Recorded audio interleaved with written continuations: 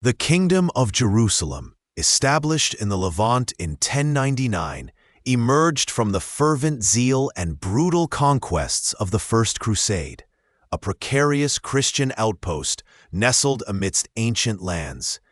It was a realm born not of careful planning, but of a sudden, overwhelming surge of Western European piety and ambition, an echo of distant church bells across desert winds.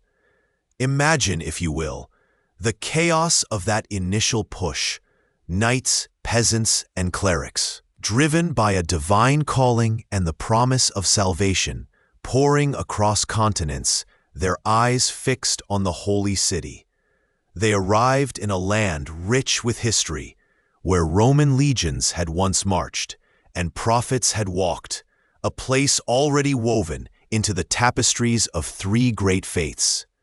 The capture of Jerusalem itself in July 1099 was a moment of profound, if bloody, triumph for the Crusaders.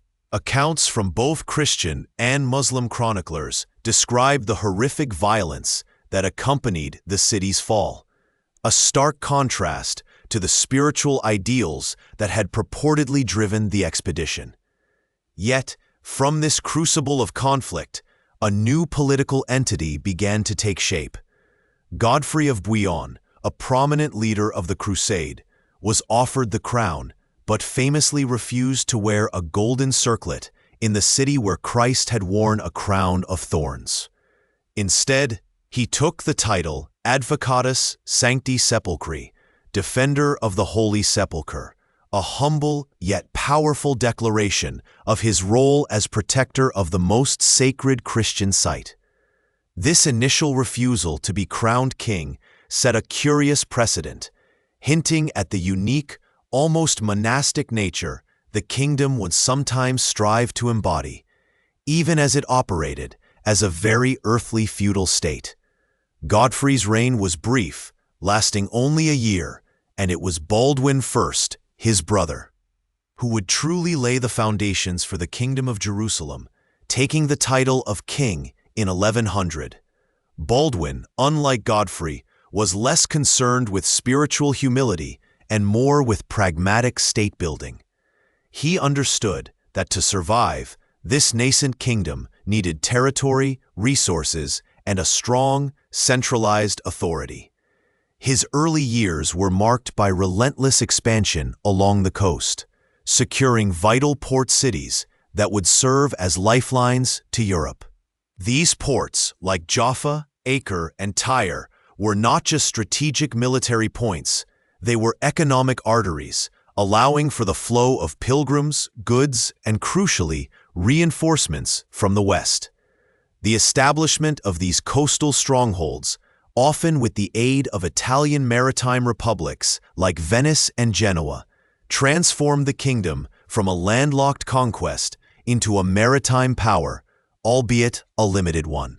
This reliance on naval support and trade meant that the kingdom's fate was inextricably linked to the sea, a constant reminder of its distant origins. The very structure of the Kingdom of Jerusalem was a fascinating blend of Western feudalism superimposed upon an Eastern landscape. The king, theoretically supreme, ruled over a collection of powerful baronies, Tripoli, Antioch, and Edessa, among others, each with its own complex web of allegiances and rivalries. This created a decentralized system, often prone to internal squabbles, which would prove to be a persistent vulnerability.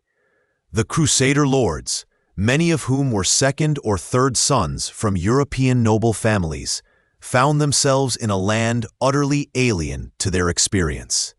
They had to adapt, learning to live alongside diverse populations of Muslims, Eastern Christians, such as Armenians, Syriacs, and Copts, and Jews, who vastly outnumbered them. This cultural mosaic meant that while the ruling class was Latin Christian, the everyday fabric of society was far more complex and often surprisingly tolerant, at least initially. Historians still debate the extent of integration and interaction between the Latin rulers and their non-Latin subjects. Some argue for a degree of peaceful coexistence and cultural exchange, pointing to shared markets, legal systems, and even intermarriages. Others emphasize the underlying tensions and the constant awareness of religious and cultural difference, suggesting that coexistence was often a pragmatic necessity rather than a true embrace of diversity. One of the lesser-known aspects of this early period was the development of unique legal codes known as the Assizes of Jerusalem. These were not simply imported European laws, they evolved over time. Reflecting the unique circumstances of the Crusader states, they codified the rights and duties of the nobility, the procedures for the high court, and even dealt with matters concerning the non-Latin populations, often granting them a degree of legal autonomy under their own religious laws. This legal framework, though imperfect, provided a semblance of order and stability in a volatile region. It demonstrated a pragmatic approach to governance, recognizing the need for adaptation in a land so different from the one they had left behind. The military orders, most notably the Knights Templar and the Knights Hospitaller, also emerged during this period, becoming cornerstones of the kingdom's defense. Founded in the early 12th century, these orders combined monastic vows with military prowess, creating a formidable fighting force dedicated to protecting pilgrims and defending the Holy Land. The Templars, established around 1119, initially aimed to protect pilgrims on the dangerous roads to Jerusalem, while the Hospitallers, evolving from an earlier charitable order, focused on caring for the sick and poor before also taking on military duties. These orders, with their distinctive white and black habits, their fortified castles, and their vast European landholdings, became semi-independent powers within the kingdom, often wielding immense influence, sometimes even challenging the authority of the king himself. Their presence was a constant reminder of the kingdom's sacred purpose, yet their wealth and military strength also made them significant political players, adding another layer of complexity to the already intricate power dynamics. The kingdom's existence was perpetually challenged by external threats. The surrounding Muslim powers, initially fragmented and caught off guard by the First Crusade, gradually began to coalesce. Figures like Imad ad-Din Zengi and later his son, Nur ad-Din, began to unite various Muslim factions, posing an increasingly existential threat to the Crusader states. The fall of Edessa in 1144 to Zengi was a profound shock to the West, sparking the call for the Second Crusade. This event underscored the fragility of the Crusader presence and the constant need for reinforcements and resources from Europe. The Second Crusade, however, proved to be a dismal failure, achieving little and further straining relations between the Western powers and the local Latin nobility. This failure highlighted a recurring problem: the difficulty of coordinating large-scale European expeditions and the often conflicting agendas of the various European monarchs and the local Crusader lords. Despite these challenges, the Kingdom of Jerusalem, for a time, flourished. Pilgrimage became a major industry, drawing thousands of devout Christians from across Europe, enriching the kingdom and reinforcing its spiritual significance. Trade routes hummed with activity, bringing exotic goods from the east to Western markets, and vice versa. New architectural styles, blending Romanesque and Gothic elements with local influences, began to appear in churches and castles, creating a distinctive Crusader aesthetic. The kingdom, in essence, became a vibrant, if often turbulent, crossroads of cultures, ideas, and ambitions. The kings of Jerusalem, from Baldwin I to Amalric and Baldwin IV, wrestled with the immense task of maintaining this fragile entity. They navigated complex diplomatic relations with neighboring Muslim emirates, Byzantine emperors, and the ever-present internal squabbles among the own barons. The story of Baldwin IV, the Leper King, is particularly poignant. Ascending to the throne in 1174, knowing he was afflicted with leprosy, he nevertheless proved to be a surprisingly effective and courageous leader, often leading his armies from horseback despite his debilitating illness. His reign, though tragically short, was a period of intense struggle against the rising power of Saladin, the great Muslim leader who would eventually unite Egypt and Syria. Baldwin's ability to hold Saladin at bay, even achieving a significant victory at the Battle of Montcassard in 1177, is a testament to his personal resolve and the continued, albeit strained, strength of the kingdom. Yet the seeds of destruction were always present. The limited manpower from Europe, the constant drain of resources, the internal divisions, and the relentless pressure from increasingly unified Muslim forces meant that the kingdom was living on borrowed time. The very nature of its founding, a sudden, zealous conquest, meant it lacked the deep roots and organic development of older states. It was an anomaly, a Christian island in a Muslim sea, sustained by faith, ambition, and the flow of pilgrims and crusaders from afar. The echoes of that initial chaos, the fervent zeal that drove the First Crusade, continued to resonate through the kingdom's history, shaping its triumphs and ultimately its tragic fate. If you're enjoying this, liking and subscribing truly helps and is much appreciated. The sun, a relentless eye in the Levantine sky, beat down upon the newly captured city of Jerusalem in the summer of 1099. Dust, mingled with the scent of dried blood and the lingering perfume of frankincense, hung heavy in the air. The Crusaders, having endured years of arduous travel and brutal sieges, now stood triumphant, yet bewildered, amidst the ancient stones. Their pilgrimage, a journey of faith and violence, had culminated in the Holy City. But what came next was a question for which few had a ready answer. The leaders, a disparate collection of European nobility, each with their own ambitions and followers, soon faced the monumental task of transforming a temporary military occupation into a lasting political entity. Godfrey of Bouillon, a duke from Lower Lorraine, was the first to step into this precarious void. Offered the crown of Jerusalem, he famously refused the title of king, declaring he would not wear a crown of gold where Christ had worn a crown of thorns. Instead, he adopted the more humble, yet still powerful, designation of Advocate of the Holy Sepulchre. This subtle refusal hinted at the complex interplay of religious devotion and worldly power that would define the nascent kingdom. His reign, though brief, was crucial. He labored to consolidate control over the immediate environs of Jerusalem and establish the rudiments of administration.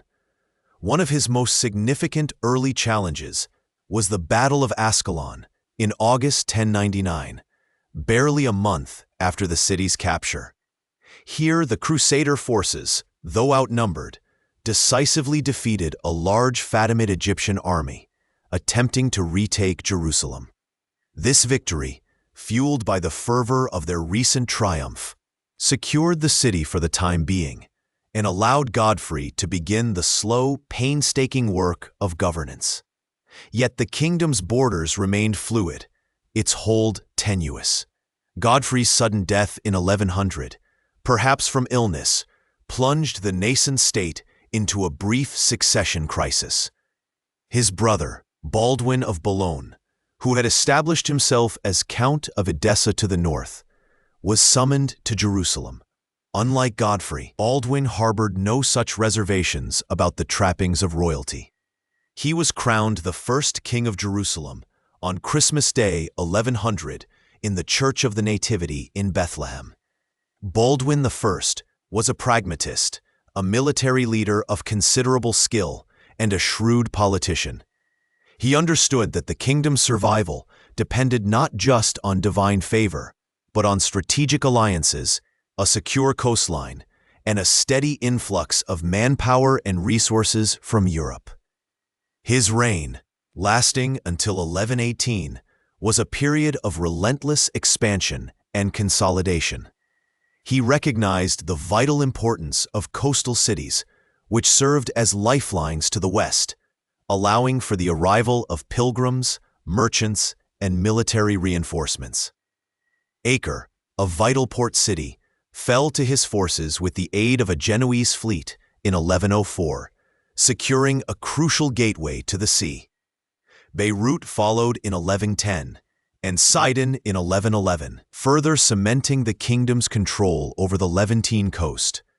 These conquests were often achieved with the invaluable assistance of the Italian maritime republics, Venice, Pisa, and Genoa, who, in exchange for their naval support, received generous trading concessions and their own quarters within the captured cities, effectively establishing powerful economic enclaves within the kingdom. The geopolitical landscape surrounding the Kingdom of Jerusalem was anything but static.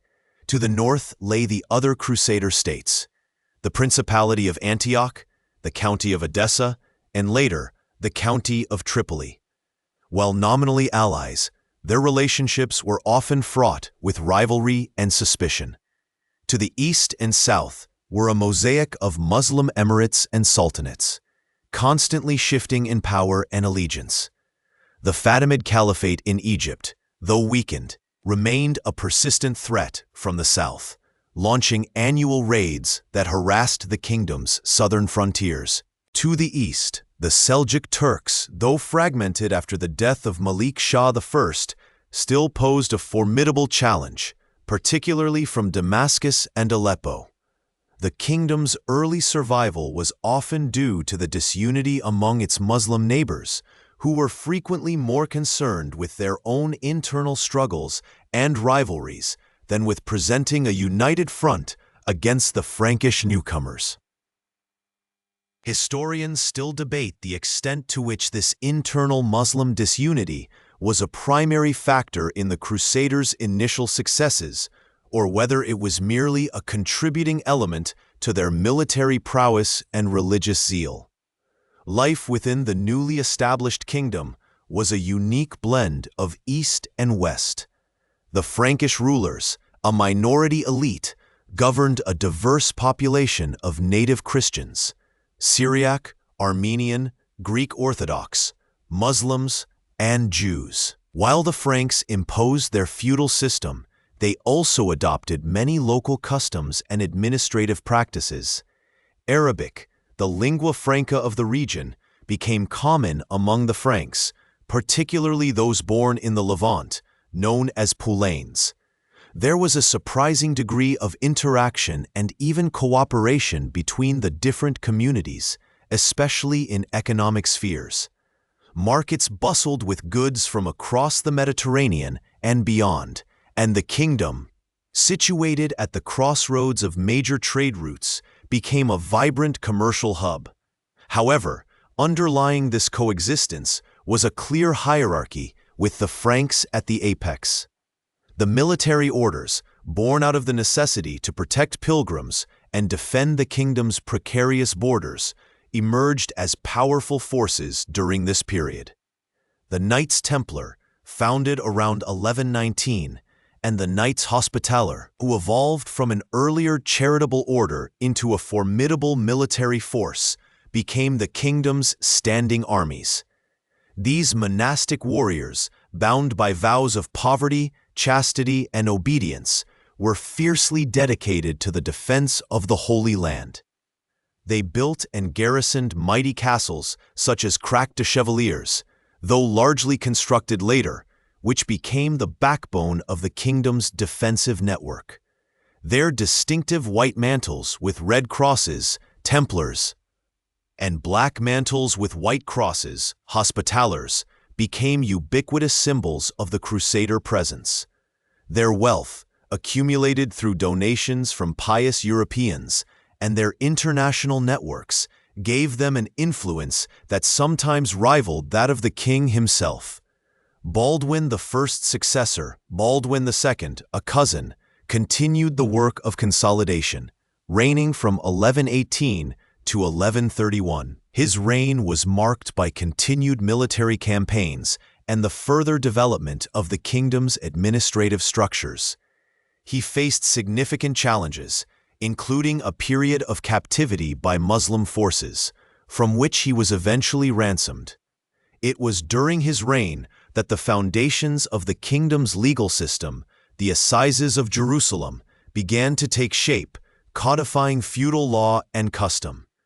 These laws, though not fully compiled until later, provided a framework for governance and justice within the Latin East.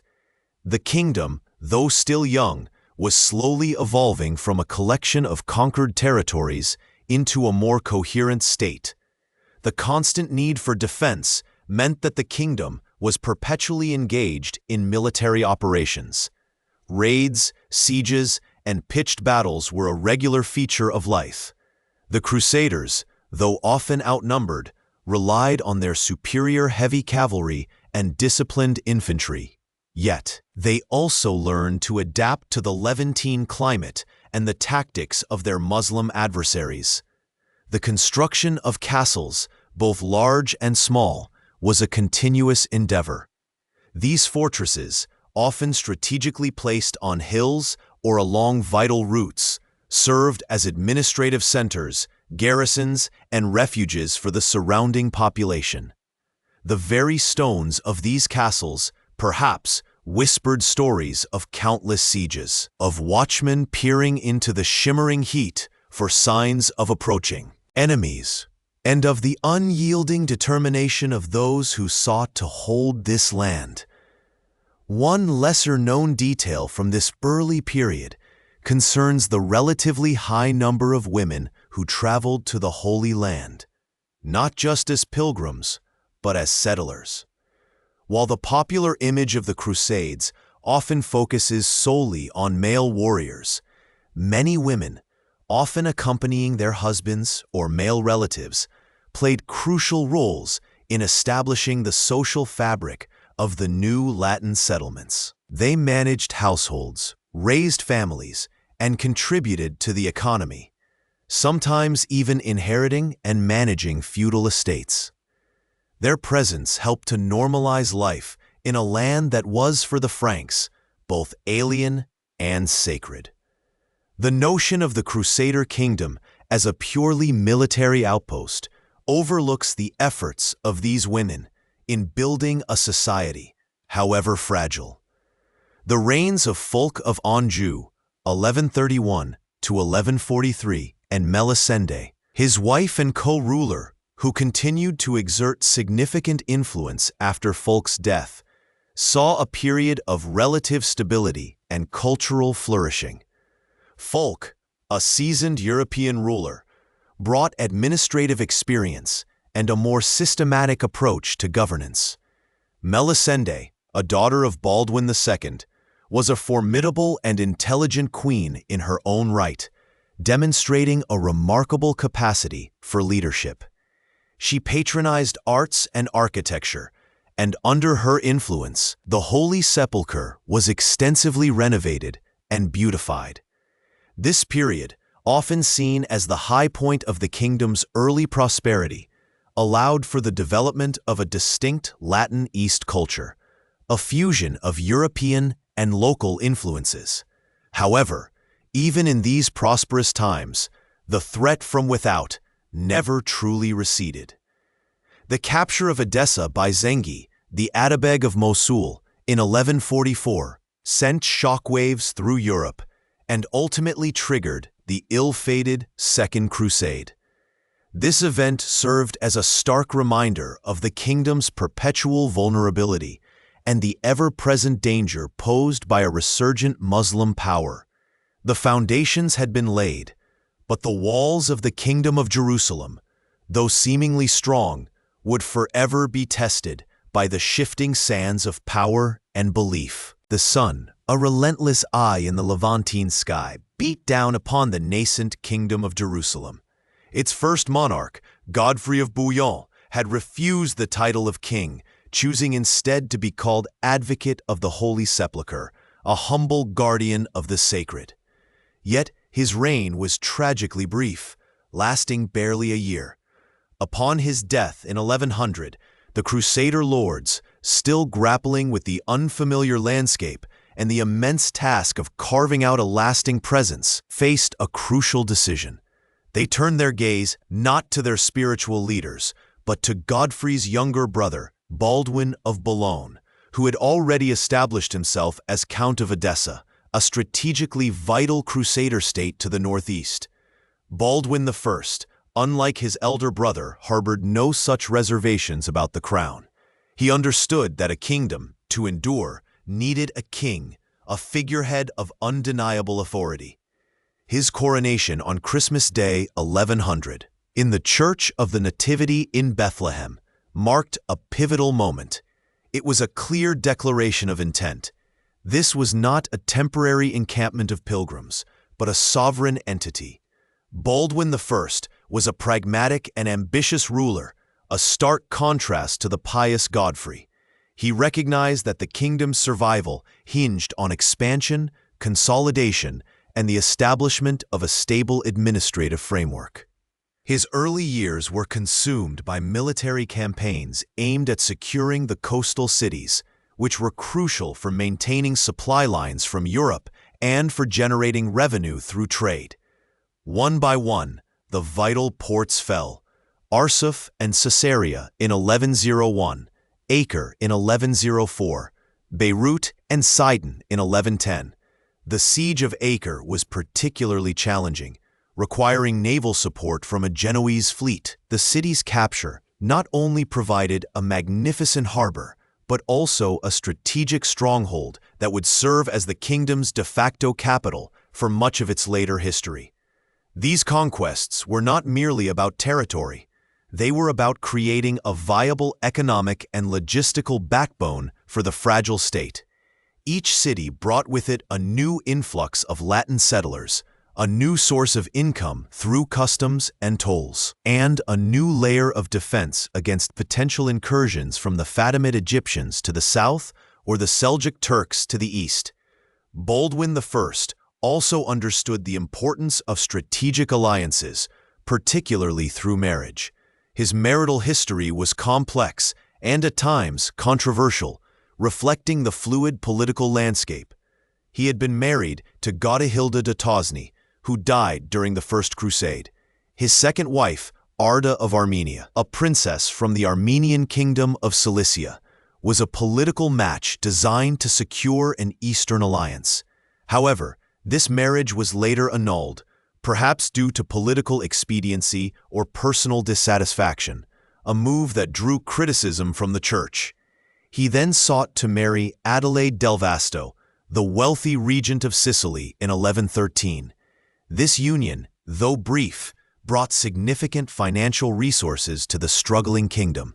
Such unions, though sometimes short-lived, illustrate the constant maneuvering for power and stability that characterized the early Crusader states. Beyond military conquest, Baldwin I laid the groundwork for the kingdom's administrative structure. He established the High Court, the Haute Cour, a feudal council composed of the kingdom's most powerful barons, ecclesiastical leaders, and the masters of the military orders. This body, though advisory, played a significant role in governance, approving laws, adjudicating disputes, and even electing future monarchs. It was a complex system, blending European feudal traditions with the unique circumstances of the Levant, where land was often granted in exchange for military service, and loyalty was frequently tested. The kingdom, though small, began to develop its own distinct legal and administrative customs, a blend of Frankish law and local practices. The population of the kingdom was a fascinating mosaic. While the ruling class was Latin Christian, the vast majority of the inhabitants were indigenous Christians: Greek Orthodox, Syrian Orthodox, Armenian, Maronite, Muslims, and Jews. Baldwin I, like his successors, largely allowed these communities to maintain their own laws and customs, provided they paid taxes and acknowledged Frankish overlordship.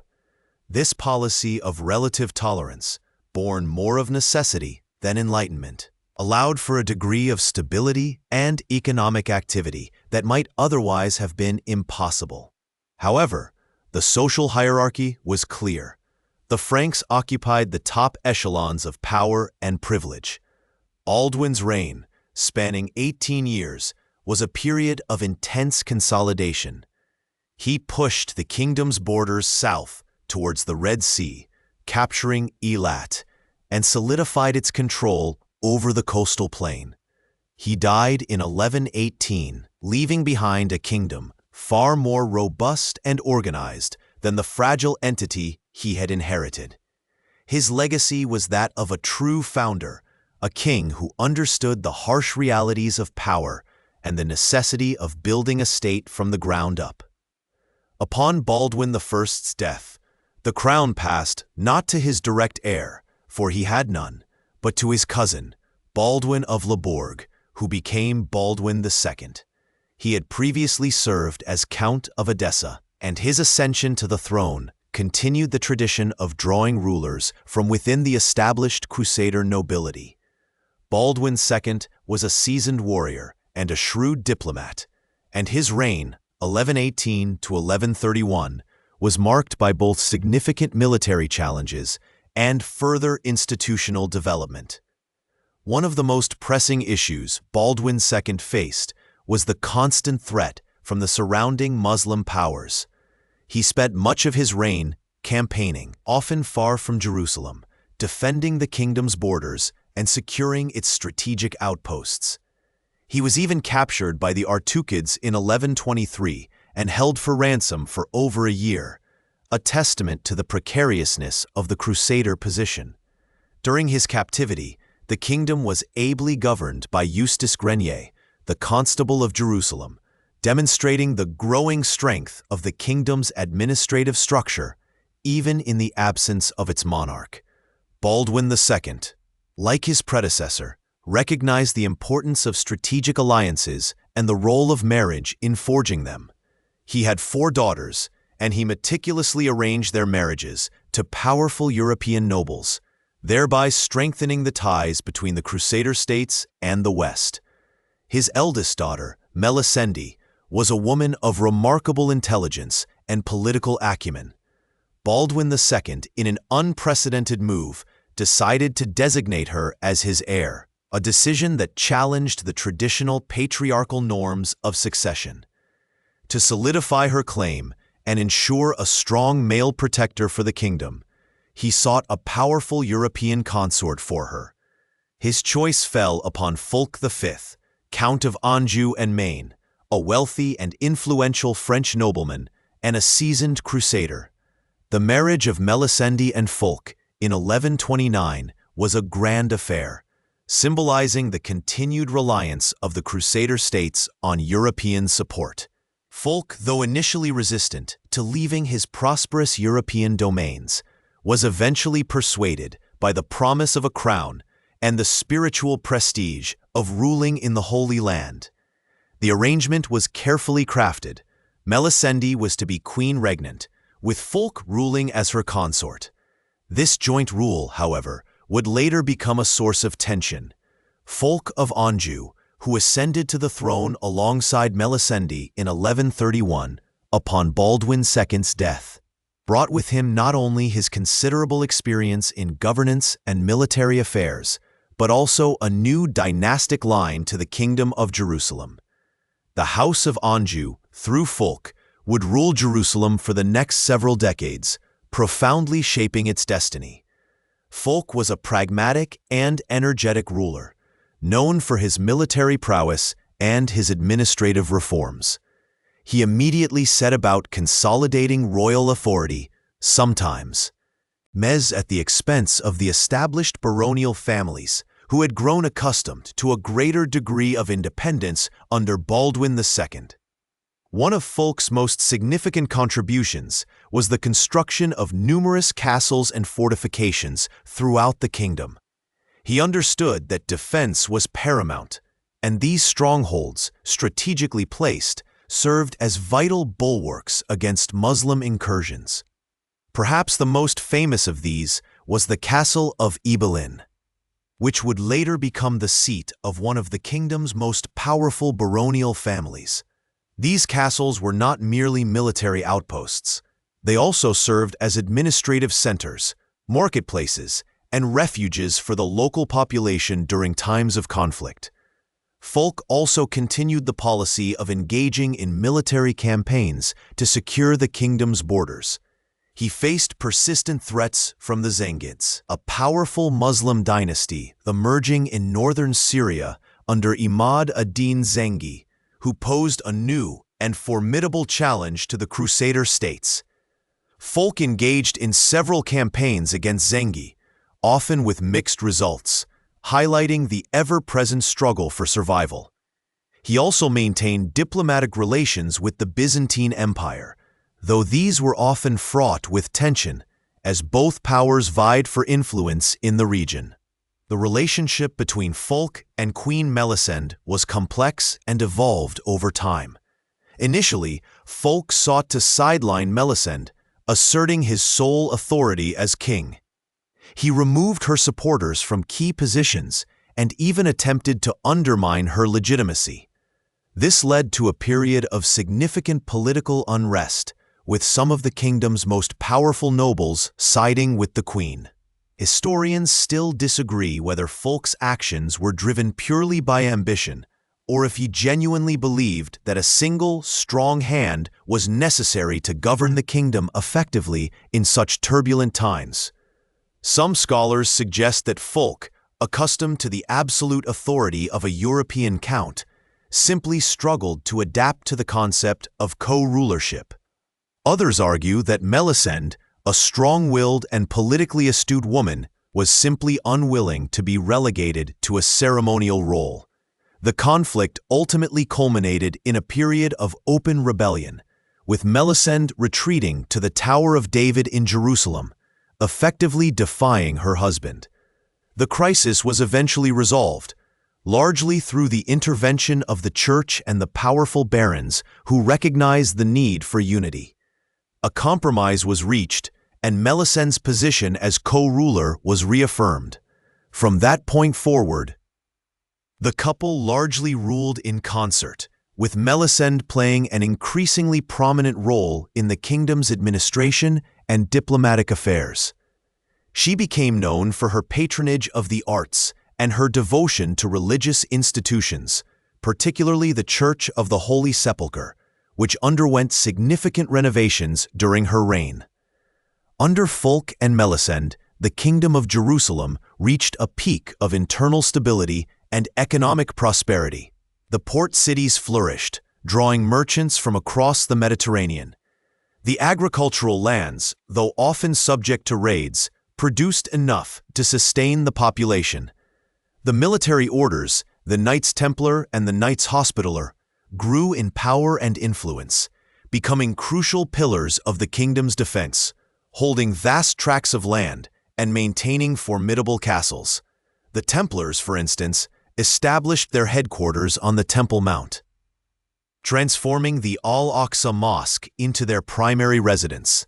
Fulk's reign, though relatively short, ended abruptly in 1143 when he was killed in a hunting accident, falling from his horse. His death left Melisende as the sole regent for their young son, Baldwin III.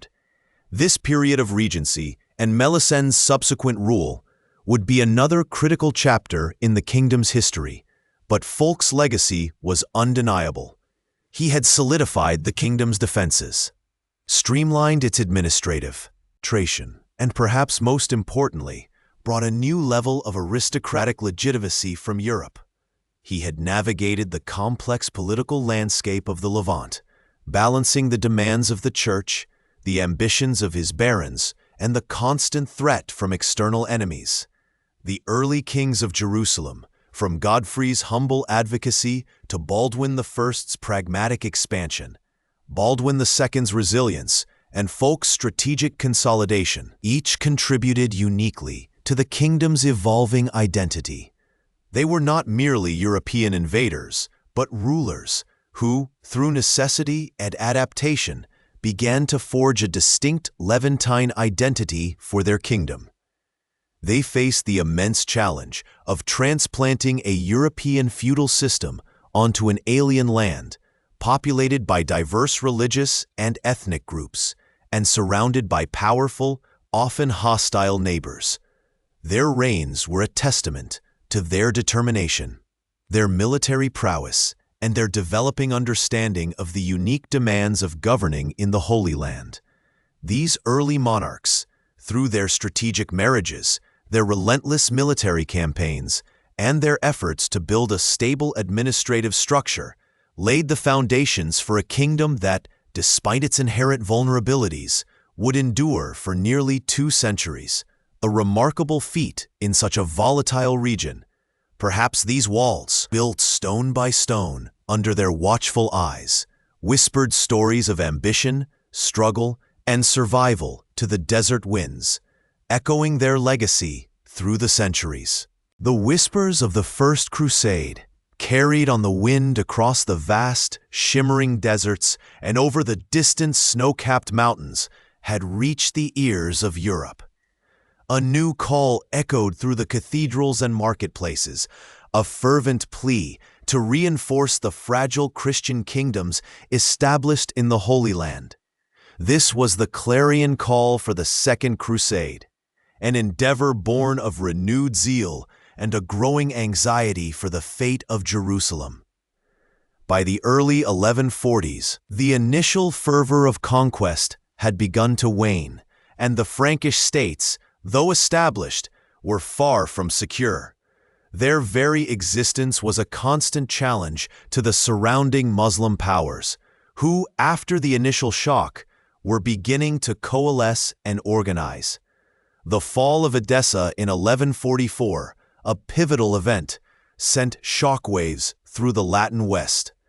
Edessa, one of the 4 original Crusader states, had been a bulwark against the Seljuk Turks in the north. Its capture by Ahmad ad-Din Zengi, the powerful Atabeg of Mosul and Aleppo, was a stark reminder of the precarious position of the Crusader territories. This loss was not merely a territorial defeat. It was a psychological blow, a vivid demonstration that the gains of the First Crusade could be undone. News of Edessa's fall reached Europe, stirring a fresh wave of religious fervor and military ambition. Pope Eugenius III, deeply concerned, commissioned Bernard of Clairvaux, one of the most influential spiritual figures of the age, to preach the Second Crusade. Bernard's eloquence and fervent conviction ignited the imagination of kings and commoners alike. He spoke of spiritual rewards and earthly glory, painting a vivid picture of a holy land in peril, a sacred duty calling to every true Christian. 2 of Europe's most powerful monarchs answered the call: Louis VII of France and Conrad III of Germany. Their participation lent an unprecedented prestige to this new crusade. Unlike the disparate, often disorganized bands of the First Crusade, this was to be a grand, coordinated effort, led by crowned heads. Yet even with such powerful leaders, the Second Crusade was plagued by internal divisions and logistical nightmares from its very inception. The German contingent, led by Conrad III, set out first in 1147. Their journey across Anatolia was fraught with peril. The Seljuk Turks, now more organized and familiar with Frankish tactics, harassed their forces relentlessly. Supply lines were stretched thin, disease ran rampant, and the harsh terrain took its toll. Near Dorylaeum, the site of a major Crusader victory in the First Crusade, Conrad's army suffered a devastating defeat. The vast majority of his forces were annihilated. a grim testament to the challenges of campaigning in a hostile land. Louis VII's French army, following a different route, fared little better. Though they avoided the direct catastrophe of the Germans, their march was slow, arduous, and marked by constant skirmishes. By the time the remnants of both armies reached the Holy Land in 1148, they were exhausted, demoralized, and significantly reduced in number. This was not the triumphant, well-supplied force the Crusader states had hoped for. The local Frankish lords, including King Baldwin III of Jerusalem, greeted them with a mixture of relief and apprehension. They understood the fresh manpower was vital, but they also recognized the immense challenges these new arrivals faced in adapting to the harsh realities of the Levant. A critical decision awaited the combined Crusader forces: where to strike. The initial objective had been to recapture Edessa, but the logistical difficulties of a campaign so far north, coupled with the weakened state of the armies, made this seem increasingly impractical. Instead, a council was held in Acre, bringing together the European monarchs and the local Crusader nobility. Here, the fateful decision was made to attack Damascus. This choice, in hindsight, proved to be one of the greatest strategic blunders of the Second Crusade. Damascus, though a Muslim city, had historically maintained a complex, often pragmatic relationship with the Kingdom of Jerusalem. At times, it even served as a buffer against more aggressive Muslim powers to the north, particularly the rising power of Nur ad-Din. The siege of Damascus in July 1148 was a disaster. The Crusaders initially had some success, pushing through the orchards and gardens surrounding the city, which provided much-needed water and shade. However, the Damascene defenders, well-prepared and resolute, mounted a fierce resistance. Internal disagreements soon fractured the Crusader leadership. The European newcomers, unfamiliar with the local political landscape, clashed with the entrenched Frankish barons, who had a deeper understanding of regional alliances and rivalries. There were disputes over tactics, over supply lines, and crucially, over who would rule Damascus if it fell. This lack of unity, coupled with the arrival of reinforcements for Damascus from Nur ad-Din, quickly turned the tide. After only 4 days, the Crusaders, demoralized and facing a united enemy, abandoned the siege and retreated in disarray. The failure at Damascus was a profound humiliation, demonstrating the fragility of European power in the East and further eroding trust between the European Crusaders and the local Franks. It also solidified Damascus's alliance with Nur ad-Din, a strategic shift that would have profound consequences for the Crusader states. The failure of the Second Crusade had far-reaching implications. It not only failed to achieve its objectives, but also inadvertently strengthened the very forces it sought to contain. The most significant beneficiary of this Crusader misstep was Nur ad-Din Zengi, the son of Imad-Din Zengi. After his father's assassination in 1146, Nur ad-Din inherited Aleppo and quickly set about consolidating his power. He was a shrewd military commander, a devout Muslim, and a skilled politician. Unlike his father, who was often seen as a ruthless pragmatist, Nur ad-Din cultivated an image as a champion of Sunni Islam, a defender against the Franks, and a unifier of the disparate Muslim principalities. His vision was clear: to unite Syria and eventually Egypt under his banner, thereby encircling and ultimately expelling the Crusader states. Nur ad-Din's rise was methodical and relentless. He first secured his control over Aleppo, and then, capitalizing on the chaos left by the Second Crusade, began to expand his influence. He captured Damascus in 1154, not through direct conquest, but through a clever combination of diplomacy and military pressure. The Damascene ruler, Nur, facing external threats and internal dissent, ultimately agreed to a peaceful transfer of power, choosing Nur ad-Din as a protector rather than risking a destructive siege. This was a masterstroke, as it brought one of the most important cities in the Levant, a vital trading hub and a strategic stronghold, under his control without a costly battle. With Damascus in his hands, Nur ad-Din's domain stretched from Mosul in the east to the borders of the Kingdom of Jerusalem in the west, a formidable crescent of power that now truly encircled the Crusader states. The Kingdom of Jerusalem, now under the rule of the young and capable Baldwin III, found itself increasingly isolated and vulnerable. Baldwin, recognizing the grave threat posed by Nur ad-Din, attempted to counter his expansion. He launched several campaigns, often with limited success, against Nur ad-Din's forces.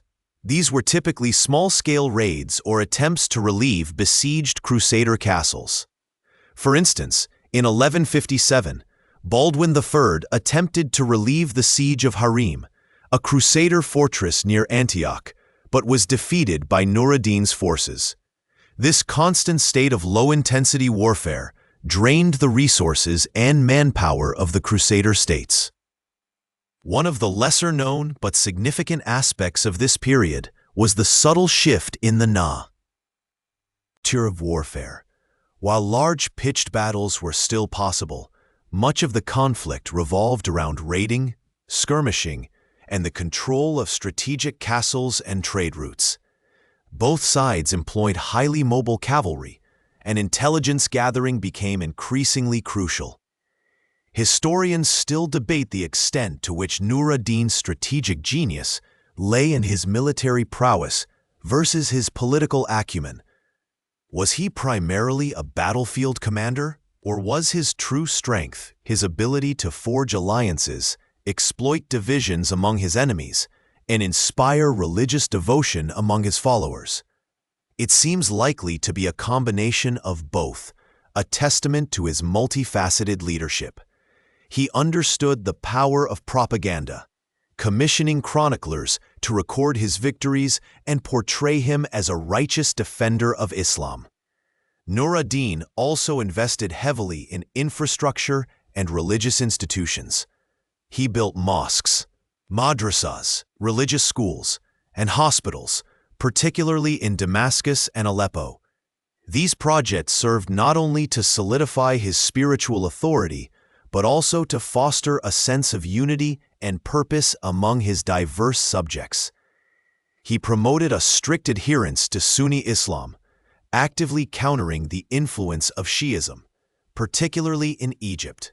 This religious zeal was not merely for show. It was a deeply held conviction that fueled his ambition to reclaim the Holy Land. The Crusader states, meanwhile, faced internal challenges. The initial generation of Crusaders, those who had arrived with the First Crusade, were largely gone. Their descendants, the Pulans as they were called, were born in the Levant and had a different perspective. They were more accustomed to the local climate, the customs, and even the occasional alliances with Muslim rulers. This sometimes put them at odds with new arrivals from Europe, who often held more rigid, less pragmatic views. The constant need for reinforcements from Europe was a drain on resources, and the flow of new Crusaders was never consistent enough to truly offset the losses from battle and disease.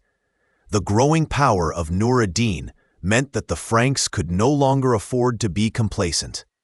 The strategic landscape had fundamentally shifted.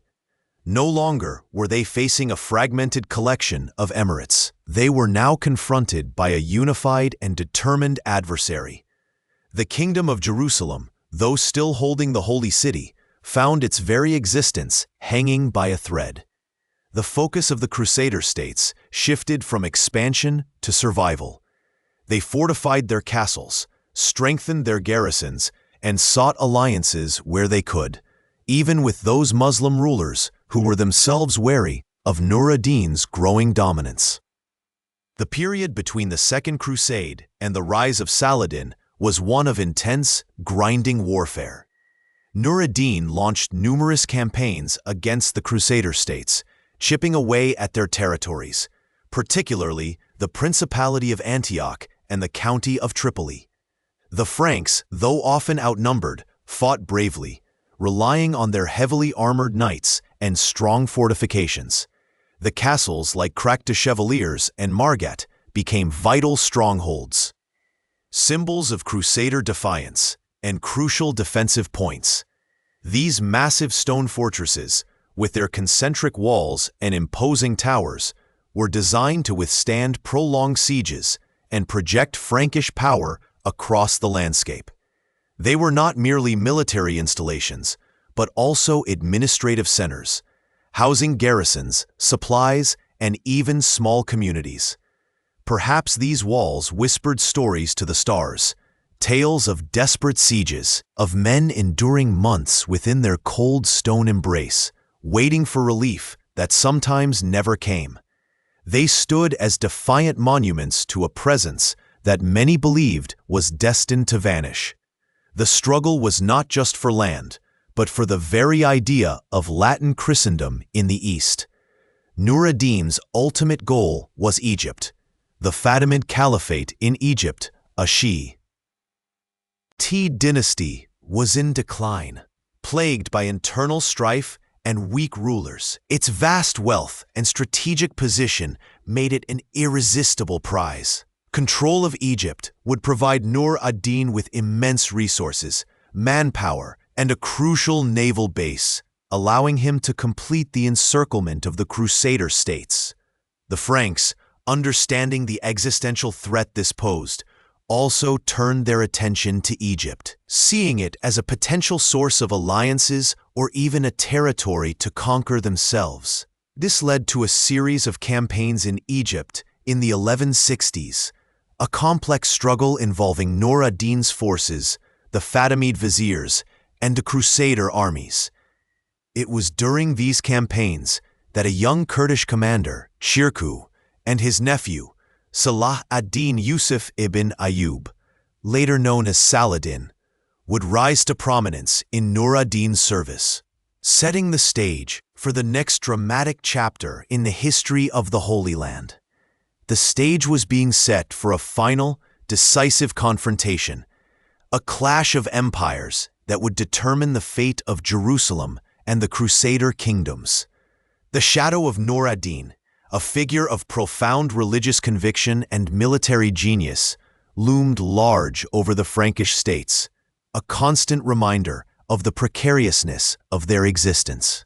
The desert wind, a constant companion to the Crusader states, carried whispers of a new power rising in the east. For decades, the Franks had enjoyed a fragile dominance, their castles dotting the landscape like stone sentinels. But the fragmented Muslim world was slowly, inexorably coalescing. The figure at the heart of this transformation was Yusuf ibn Ayyub, known to history as Saladin. Born in Tikrit, a city on the Tigris River, around 1137, Saladin began his ascent not as a conqueror, but as a humble administrator in the service of his uncle, Shirkuh, a general under Nur ad-Din, the powerful Zengid ruler of Syria. It was in Egypt, a land rich in grain and strategic importance, that Saladin first truly distinguished himself. After Shirkuh's death in 1169, Saladin inherited his position as vizier to the Fatimid Caliph in Cairo. Within 2 years, he abolished the Fatimid Caliphate, aligning Egypt with the Sunni Abbasid Caliphate in Baghdad, and more importantly, with Nur ad-Din's vision of a unified Islamic front against the Franks. Nur ad-Din, a devout and formidable leader, had long harbored the ambition of driving the Crusaders from the Levant. His death in 1174, however, created a power vacuum that Saladin, with his keen political acumen and growing military prowess, was perfectly positioned to fill. Rather than seizing control through brute force, Saladin skillfully navigated the complex web of allegiances and rivalries among the various Muslim emirs. He presented himself as the legitimate successor to Nur al-Din's legacy, the champion of Sunni Islam and the liberator of Jerusalem. Over the next decade, through a series of shrewd diplomatic maneuvers and decisive military campaigns, Saladin gradually consolidated his control over Egypt, Syria, and parts of Mesopotamia. Aleppo, Damascus, and finally Mosul, once strongholds of rival dynasties, fell under his sway, either through conquest or negotiated surrender. By the early 1180s, Saladin commanded a vast and unified empire, stretching from the Nile to the Euphrates, a stark contrast to the often divided and squabbling Crusader states. The Franks, for their part, were not entirely oblivious to this growing threat. King Baldwin IV, the Leper King, despite his debilitating illness, proved to be a remarkably astute and courageous leader. He understood the existential danger Saladin posed and, through a combination of daring military actions and strategic diplomacy, managed to hold the line against the encroaching Ayyubid power for several years. The Battle of Montgisard in 1177, where a young Baldwin, barely 16 and already visibly afflicted by leprosy, led a vastly outnumbered Frankish army to a stunning victory over Saladin, stands as a testament to his tactical brilliance and the enduring fighting spirit of the Crusaders. This defeat was a significant setback for Saladin, demonstrating that even his unified forces were not invincible. However, Baldwin's illness progressed relentlessly, and his ability to lead diminished. The internal divisions within the Kingdom of Jerusalem, always a simmering undercurrent, began to boil over as factions vied for influence and power, particularly concerning the succession. The death of Baldwin IV in 1185, followed by the brief reign of his young nephew Baldwin V, plunged the kingdom into a crisis. The succession was ultimately seized by Guy of Lusignan, a relative newcomer to the Holy Land, whose claim to the throne was tenuous and whose leadership was widely questioned. Guy, a man of ambition but limited military experience, soon found himself at odds with Raymond III of Tripoli, a seasoned and respected Crusader lord who had served as regent for the young Baldwin V. This bitter rivalry between Guy and Raymond would prove to be a fatal flaw at the most critical juncture. Saladin, ever the keen observer, recognized the instability within the Frankish kingdom. He understood that their internal strife was his greatest ally. He had, for a time, maintained a truce with the Franks, allowing both sides to regroup.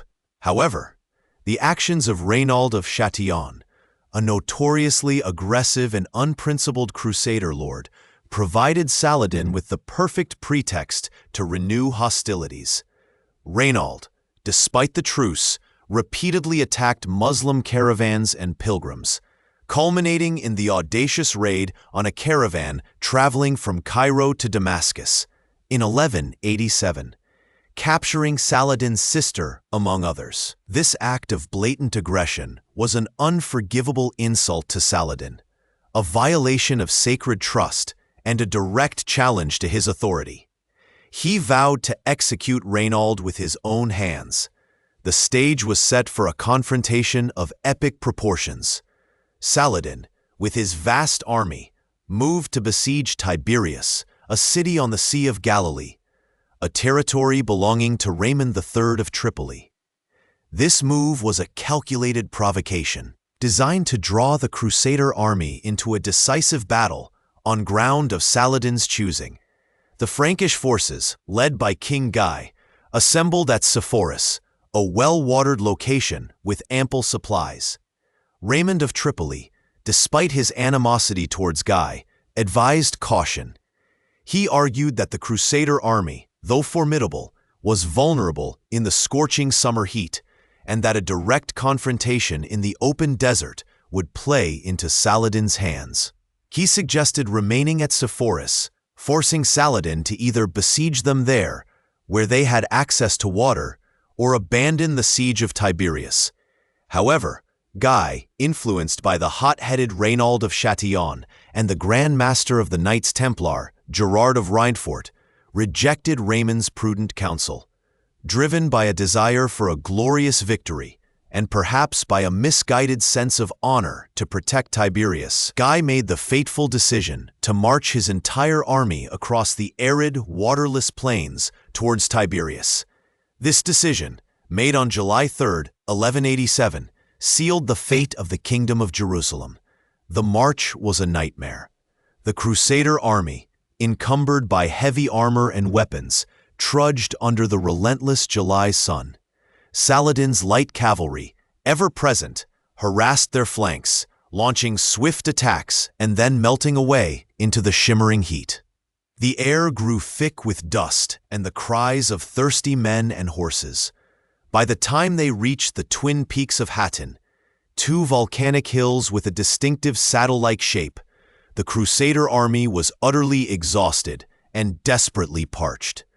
Saladin's forces had already secured the only well in the vicinity, the springs of Hattin, denying the Franks access to water. The morning of July 4, 1187, dawned with a terrifying clarity. The Crusader army, trapped and dehydrated, was surrounded on all sides by Saladin's fresh and well-supplied forces. The battle that ensued was less a contest and more a massacre. The Muslim archers rained down arrows, while the cavalry charged repeatedly, breaking the Frankish formations. The thirst-crazed Crusader knights, their armor baking under the sun, fought with desperate courage, but their efforts were futile. Many abandoned their positions, attempting to break through to the distant springs, only to be cut down by Saladin's relentless troops. The sacred relic of the True Cross, carried into battle to inspire the troops, was captured, a devastating blow to Frankish morale. By the end of the day, the field of Hattin was littered with the dead. King Guy of Lusignan, Raynald of Chatillon, Gerard of Rheinfort, and many other prominent Crusader lords were captured. Raymond III of Tripoli, leading a contingent, managed to break through the Muslim lines and escape, a fact that later fueled accusations of cowardice, though historians still debate whether his escape was a calculated strategic retreat or a desperate flight. The vast majority of the Crusader army, including thousands of knights and infantry, were either killed or captured. Saladin, true to his word, personally executed Raynald of Chatillon, offering water to Guy but denying to Raynald before striking him down. The captured Templar and Hospitaller knights, deemed too dangerous to be ransomed, were also executed, a grim testament to the ferocity of the conflict. The Battle of Hattin was an unmitigated catastrophe for the Kingdom of Jerusalem. It effectively annihilated the kingdom's standing army, leaving its cities and castles virtually undefended. The loss of so many experienced knights and fighting men was a blow from which the kingdom would never fully recover. The immediate aftermath was swift and brutal. Saladin, capitalizing on his overwhelming victory, embarked on a rapid campaign of conquest. City after city, castle after castle, fell to his forces with little resistance. Acre, Sidon, Beirut, Jaffa, and Ascalon, all vital coastal strongholds, capitulated. The once proud Crusader presence in the Levant crumbled like a sandcastle before a rising tide. The ultimate prize, of course, was Jerusalem. The holy city, the very heart of the Crusader enterprise, was now isolated and vulnerable. Balian of Ibelin, one of the few prominent lords to escape Hattin, led the defense of Jerusalem, organizing its meager forces and even knighting young boys to bolster their numbers. For several weeks, they held out against Saladin's siege. However, with no hope of relief and facing overwhelming odds, Balian negotiated a surrender. On October 2nd, 1187, Jerusalem, after 88 years of Frankish rule, once again fell into Muslim hands. Saladin, unlike the Crusaders who had massacred its inhabitants in 1099, allowed the Christian population to leave or ransom themselves, demonstrating a remarkable degree of clemency for the era. He even allowed some Christian pilgrims to remain and visit the holy sites.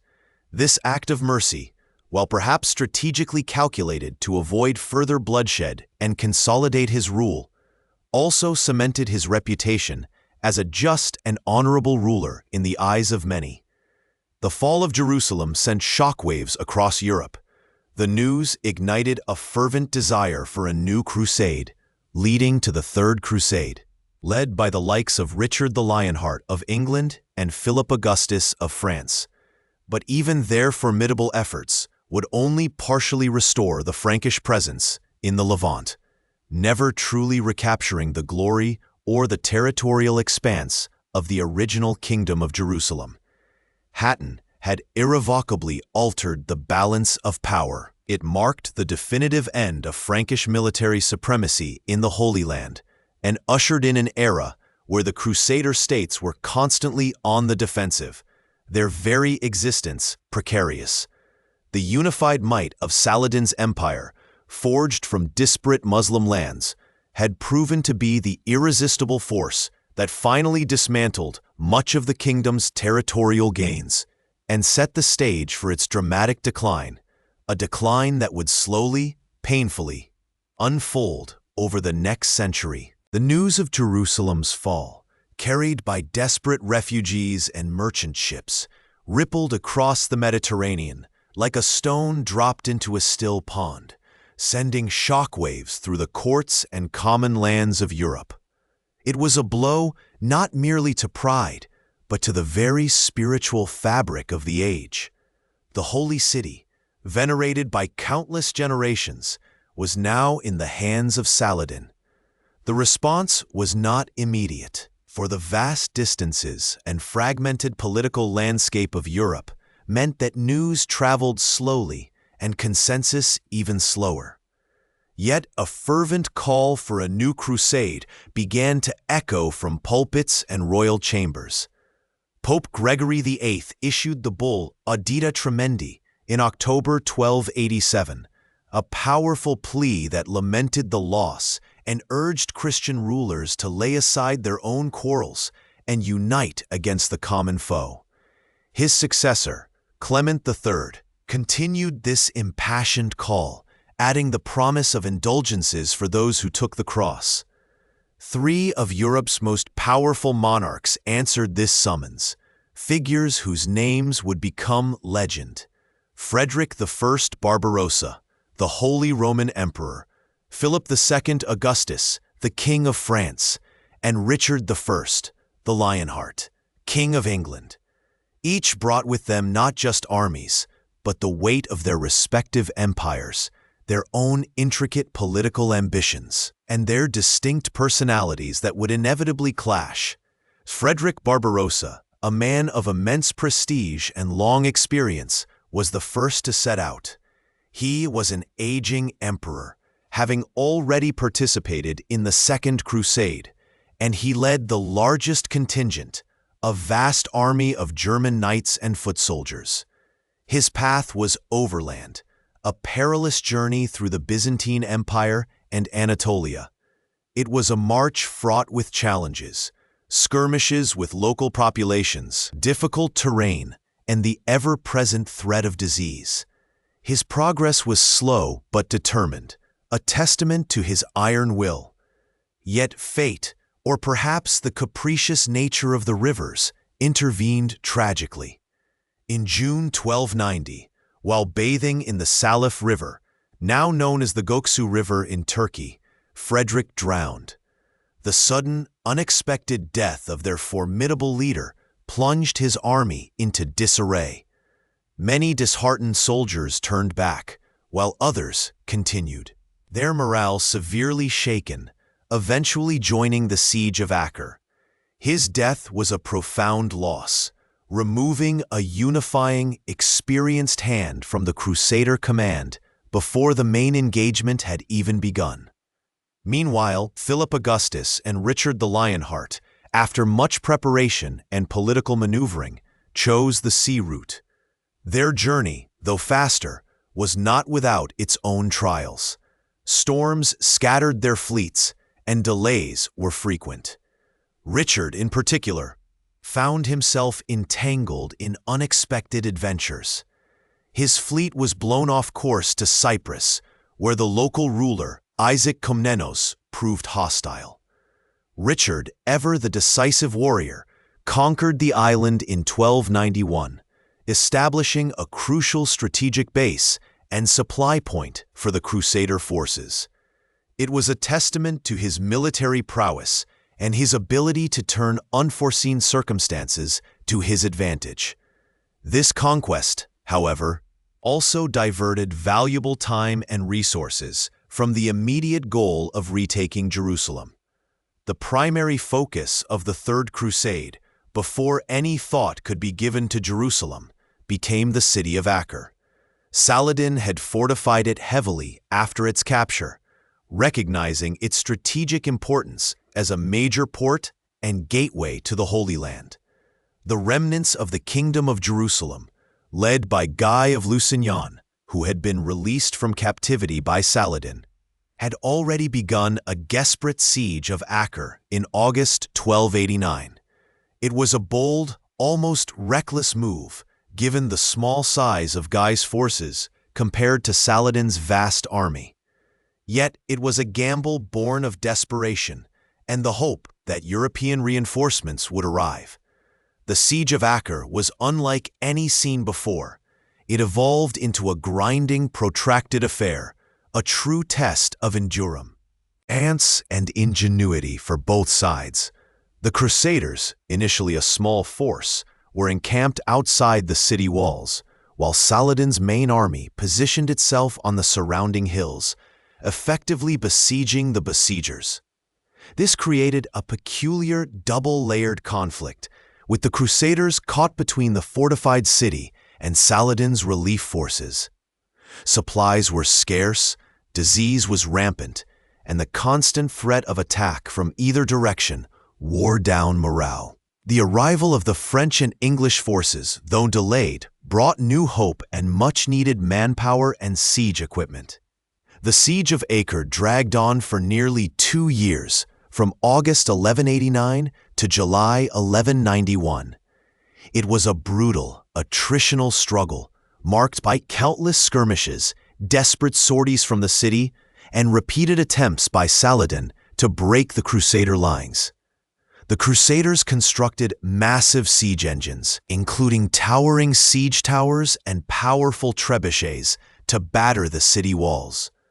The defenders, in turn, employed Greek fire, catapults, and relentless counterattacks.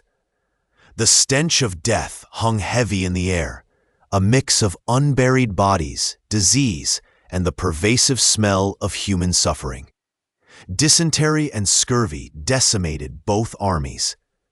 It is estimated that tens of thousands perished during the siege, a staggering toll that included many prominent figures, such as Queen Sibylla of Jerusalem and her children who succumbed to disease. The very ground around Acre became saturated with blood and sorrow. One of the lesser-known but crucial aspects of the siege was the development of early naval blockades and counter-blockades. The Crusaders attempted to cut off Acre's sea access, but Saladin's navy, often aided by Egyptian ships, managed to run the blockade, bringing in supplies and reinforcements for the besieged garrison. This constant cat-and-mouse game on the waves added another layer of complexity to the already intricate siege. Historians still debate the exact effectiveness of these naval efforts. Some argue they were largely successful in isolating the city, while others suggest Saladin's forces were remarkably adept at circumventing them, highlighting the logistical challenges of maintaining a complete blockade in that era. The very nature of medieval naval warfare with its reliance on oar-powered galleys and the unpredictable nature of the sea, made such operations incredibly difficult. When Richard and Philip finally arrived in 1191, their presence invigorated the Crusader cause. Richard, in particular, was a formidable military commander, known for his personal bravery and tactical brilliance. He brought with him advanced siege technology and a fierce determination. The combined might of the three great European powers, even with Barbarossa's absence, proved overwhelming. The walls of Acre, after enduring relentless bombardment and countless assaults, finally crumbled. On July 12, 1191, the city surrendered. The fall of Acre was a monumental victory for the Crusaders, a beacon of hope after the devastating loss of Jerusalem. However, the immediate aftermath was marred by a terrible act of brutality. Richard, frustrated by delays in the exchange of prisoners and the payment of a promised ransom by Saladin, ordered the execution of thousands of Muslim prisoners, including women and children, outside the city walls. This act, deeply controversial even at the time, shocked both sides and hardened Saladin's resolve, making future negotiations even more difficult. It was a grim reminder of the brutal realities of medieval warfare and the often thin veneer of chivalry. With Acre now firmly in Crusader hands, it was clear that the city would become the new heart of the Latin East. Jerusalem remained Saladin's prize, and retaking it would prove an insurmountable challenge. Acre, with its deep harbor and strategic location, was transformed. Its defenses were immediately repaired and strengthened, its churches reconsecrated, and its markets bustling on. See more, albeit under Christian rule. It became the capital of the diminished Kingdom of Jerusalem, a title it would hold for the next century. The city's governance was restructured, with various Christian orders and European merchant communities establishing their presence. The military orders, the Knights Templar and the Hospitallers, were granted significant quarters within the city, their formidable castles and commanderies becoming prominent features of the urban landscape. The focus shifted from conquest to consolidation and survival. Acre became a vital link between Europe and the Holy Land, a bustling port where pilgrims arrived, goods were traded, and Crusader armies were resupplied. It was a cosmopolitan city, a melting pot of cultures, languages, and religions, though Christians held ultimate authority. Italian maritime republics, Venice, Pisa, and Genoa, were granted extensive commercial privileges, establishing their own quarters and effectively controlling much of the city's trade. Their ships dominated the harbor, bringing in timber, metals, and foodstuffs, and exporting spices, textiles, and other goods from the east. This commercial vibrancy, however, also brought internal tensions and rivalries among the European powers, particularly between the Venetians and the Genoese, whose disputes sometimes erupted into open street brawls. Richard the Lionheart, having secured Acre, then embarked on a series of campaigns designed to weaken Saladin's grip on the coastal plain and pave the way for an eventual assault on Jerusalem. He led his forces south, engaging Saladin in several key battles, most notably the Battle of Arsuf in September 1191. This was a decisive victory for Richard, showcasing his tactical genius and the discipline of his English and French knights. The Crusader army marched in a tight, disciplined formation, repelling repeated charges from Saladin's cavalry before launching a devastating counterattack. It was a rare, pitched battle victory for the Crusaders in the open field, bolstering their confidence and securing much of the coastline. Despite these military successes, Jerusalem remained elusive. Saladin, though defeated in battle, was a master strategist and a resilient defender. He adopted a scorched earth policy, destroying fortifications and poisoning wells in areas the Crusaders might advance through, making any prolonged siege of Jerusalem incredibly difficult. Richard twice marched to within sight of Jerusalem, but on both occasions he made the agonizing decision not to attack. The reasons for this remain a point of scholarly debate. Some historians argue that Richard recognized the logistical impossibility of holding Jerusalem, even if he captured it. Given his dwindling forces, the lack of secure supply lines, and the overwhelming strength of Saladin's army in the interior. Others suggest that political pressures from Europe, the need to return home to defend his own lands, and the sheer exhaustion of his army played a more significant role. Perhaps it was a combination of all these factors. A pragmatic choice made by a brilliant but ultimately realistic commander. He knew that even if he took the city, he could not hold it, and its recapture would only be a matter of time. In 1192, after years of intense campaigning and negotiation, Richard and Saladin signed the Treaty of Jaffa. This agreement formally ended the Third Crusade.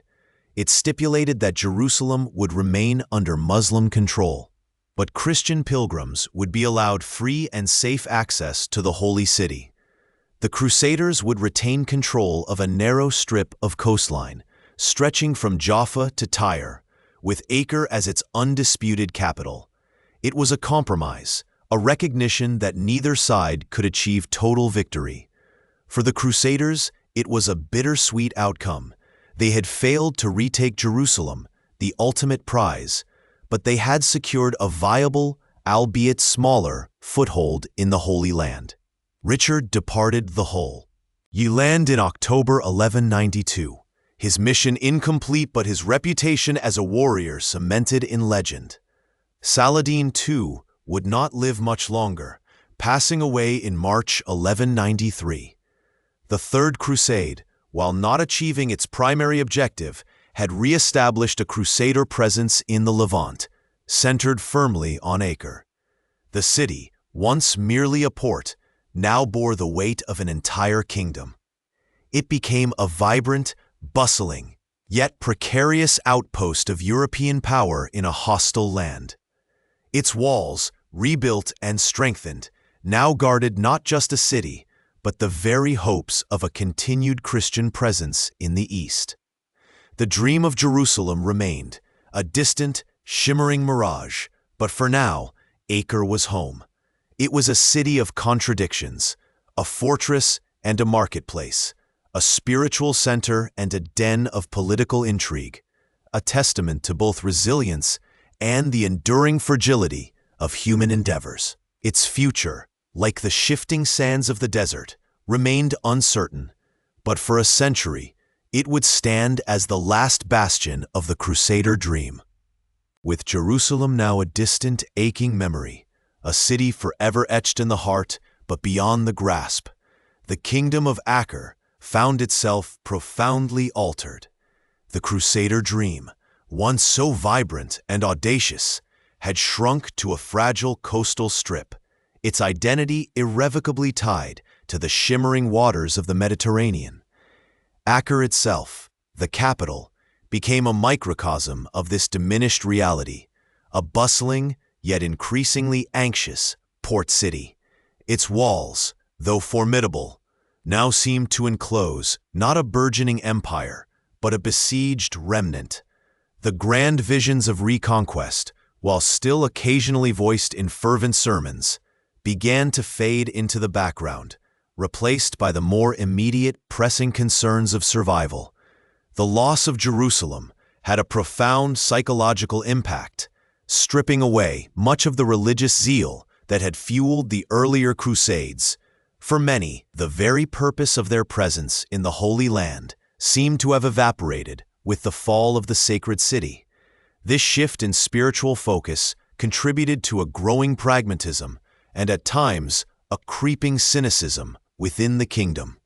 The knights, once driven by divine purpose, now found themselves increasingly entangled in the mundane, yet vital, affairs of trade, diplomacy, and internal governance, the kingdom's economic life, once buttressed by pilgrim traffic and the flow of wealth from Europe, became almost entirely reliant on its port cities, particularly Acre. Goods from the east, spices, silks, precious stones, flowed through its markets, destined for European shores, while European manufactured goods, timber and metals made their way back. This trade, while enriching some, also fostered a mercantile spirit that sometimes clashed with the older, more chivalric ideals. Within the walls of Acre, the seeds of internal strife, always present to some degree, began to germinate with renewed vigor. The various religious military orders, the Knights Templar, the Knights Hospitaller, and the Teutonic Knights, who had once been united, however loosely, by the common cause, now found their rivalries intensifying. Each order possessed its own formidable fortresses, its own independent command structure, and its own vast wealth, often derived from European donations. They maintained their own separate quarters within Acre, veritable cities within a city, each with its own gates and defenses. Disputes over jurisdiction, property, and even the allocation of resources became commonplace. A street brawl between the retainers of the Templars and the Hospitallers, for instance, could escalate quickly into a full-blown skirmish involving dozens of armed men, paralyzing parts of the city and undermining any sense of unified authority. Historians still debate the precise extent to which these internal feuds contributed to the kingdom's ultimate decline, but it is clear they diverted precious resources and attention away from the external threats. Beyond the military orders, the secular nobility also contributed to the fragmentation. The great feudal lords, many of whom held lands and titles in Europe as well as the Levant, often pursued their own interests, forming shifting alliances and engaging in petty squabbles. The King of Acre, who was often a distant European monarch or a figurehead with limited actual power, struggled to assert control over these powerful factions. For example, during the latter half of the 13th century, the Kingdom of Acre was frequently embroiled in succession disputes, with various claimants, often from European royal houses, vying for the crown. One notable period of intense internal conflict, known as the War of St. Sabas, erupted in the 1250s, pitting the Venetians and their allies, including the Templars, against the Genoese and their supporters, including the Hospitallers. This was not merely a commercial rivalry, but a brutal, protracted conflict that saw street fighting, naval battles in the harbor, and even sieges of each other's courts. Heirs within Acre. The sheer absurdity of two Christian military orders, sworn to protect the Holy Land, engaging in open warfare against each other in the very heart of their remaining stronghold, speaks volumes about the depth of the internal divisions. This conflict, which lasted for several years, crippled the kingdom's ability to defend itself and further eroded any semblance of unity. The economic reliance on trade, while vital for survival, also introduced new vulnerabilities. The prosperity of Acre, Tyre, and Sidon depended on maintaining good relations with various trading partners and ensuring the safety of sea lanes. However, the constant threat of Mamluk expansion cast a long shadow over these commercial endeavors. The Mamluks, a powerful military caste that had seized control of Egypt and Syria, viewed the Crusader states as an intolerable foreign presence and were determined to eradicate them. Their campaigns were relentless and systematic, chipping away at the remaining Frankish territories. Fortresses that had stood for decades, even centuries, began to fall one by one. The Mamluk Sultan Baybars, a formidable and ruthless leader, launched a series of devastating campaigns in the 1260s and 1270s. He captured Caesarea and Arsur in 1265, followed by Safed in 1266, and then the strategically vital city of Antioch in 1268. The fall of Antioch, one of the oldest Crusader principalities, sent shockwaves through Europe and further isolated Acre. The Mamluk strategy was not simply to conquer, but often to dismantle and destroy the captured fortifications, ensuring they could not be reoccupied or reused by the Franks. This scorched earth approach left behind a trail of ruined castles and devastated landscapes, further shrinking the Crusader presence. The Mamluk siege engines were increasingly sophisticated, and their armies, well-disciplined and highly motivated, proved to be a superior fighting force to the often divided and dwindling numbers of the Crusaders. The Crusaders, for their part, found it increasingly difficult to raise significant reinforcements from Europe. The fervor for crusading had waned, replaced by European monarchs' preoccupation with internal affairs and dynastic wars. The dream of a unified Christian front against the Mamluks seemed ever more distant. The lesser-known detail of this period lies in the subtle shift in the composition of the kingdom's population. As the dream of a permanent Latin Christian dominion faded, many of the original Frankish settlers, those who had lived in the Levant for generations and considered it their home, began to leave.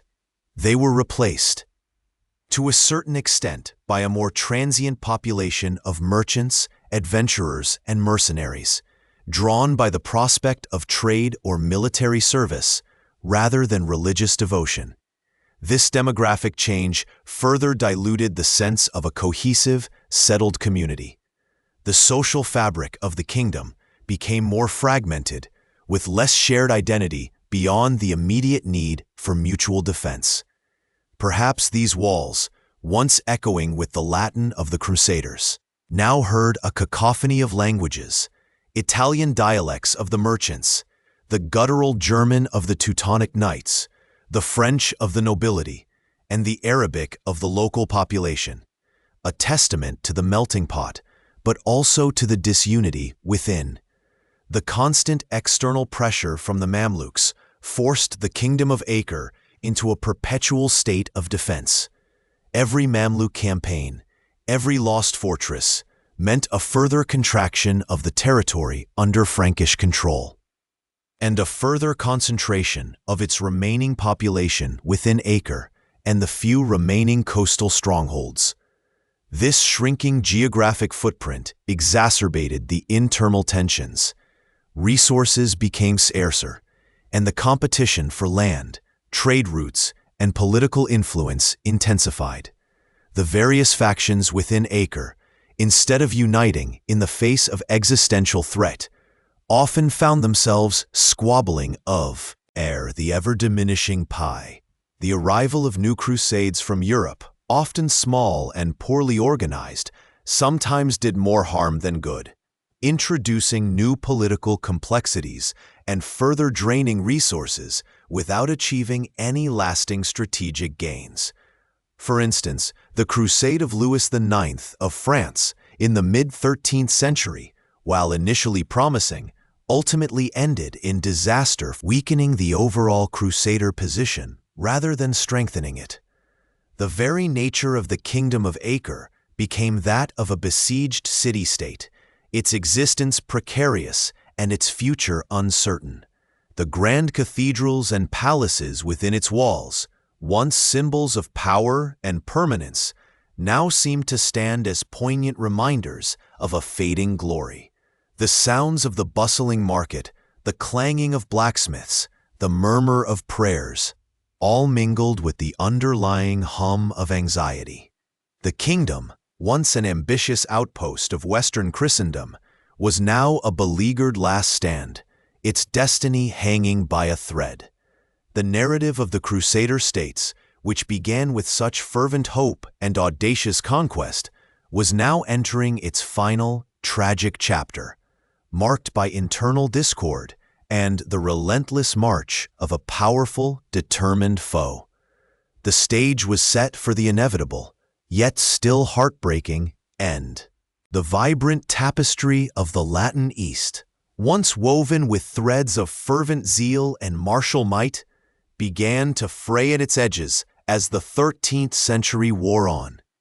The fervor that had propelled the First Crusade, the unified purpose that had seen Jerusalem fall, had long since dissipated, replaced by a complex web of shifting alliances, internal squabbles, and a growing weariness both within the Crusader states and in the distant European kingdoms. The Crusades that followed the disastrous Fifth, though still bearing the hallowed name, often lacked the grand scale and unified vision of their predecessors.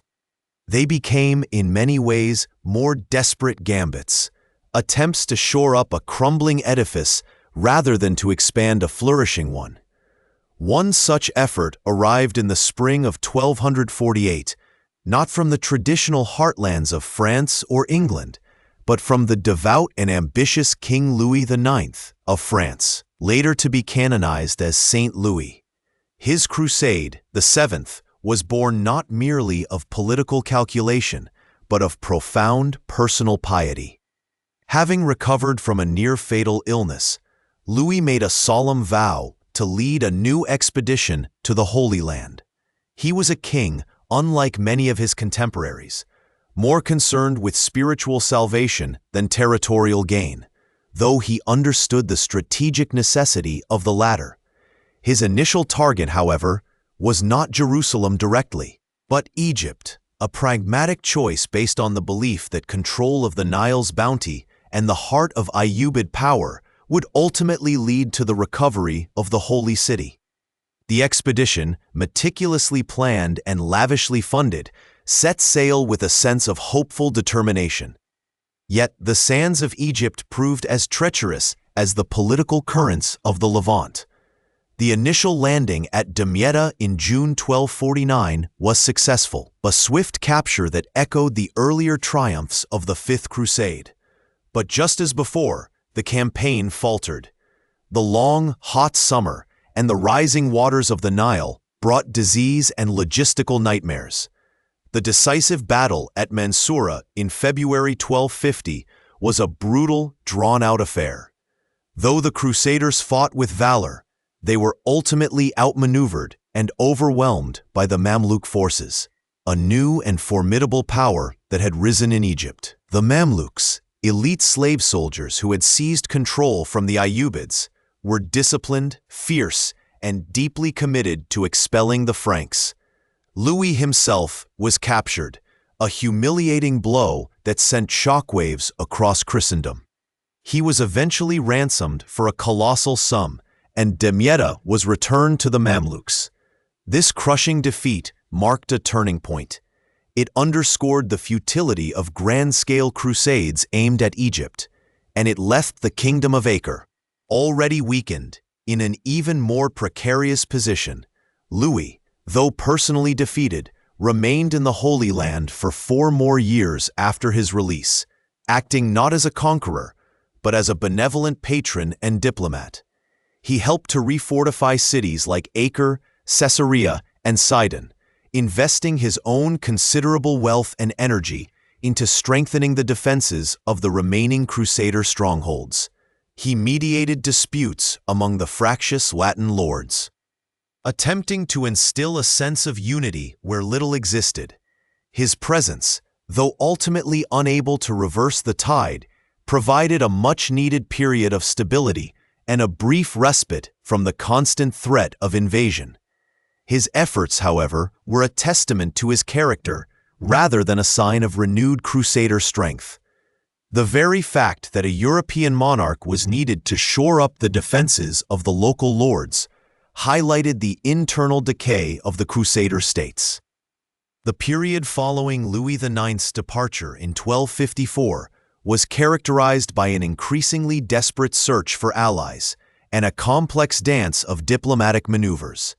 The Latin states, now reduced to a coastal strip, understood that their survival depended not just on their own dwindling military strength, but on exploiting the Fulk Political landscape of the wider Middle East. The Mongol invasions, sweeping across Asia in the mid-13th century, offered a tantalizing, if dangerous, prospect. These pagan horsemen, having shattered the Khwarezmian Empire and advanced into Persia and Mesopotamia, seemed to be a potential counterweight to the rising Mamluk power. Initial contacts between the Franks and the Mongols were tentative. In 1260, a Mongol army under Hulagu, the grandson of Genghis Khan, had swept through Syria, briefly occupying Damascus and Aleppo.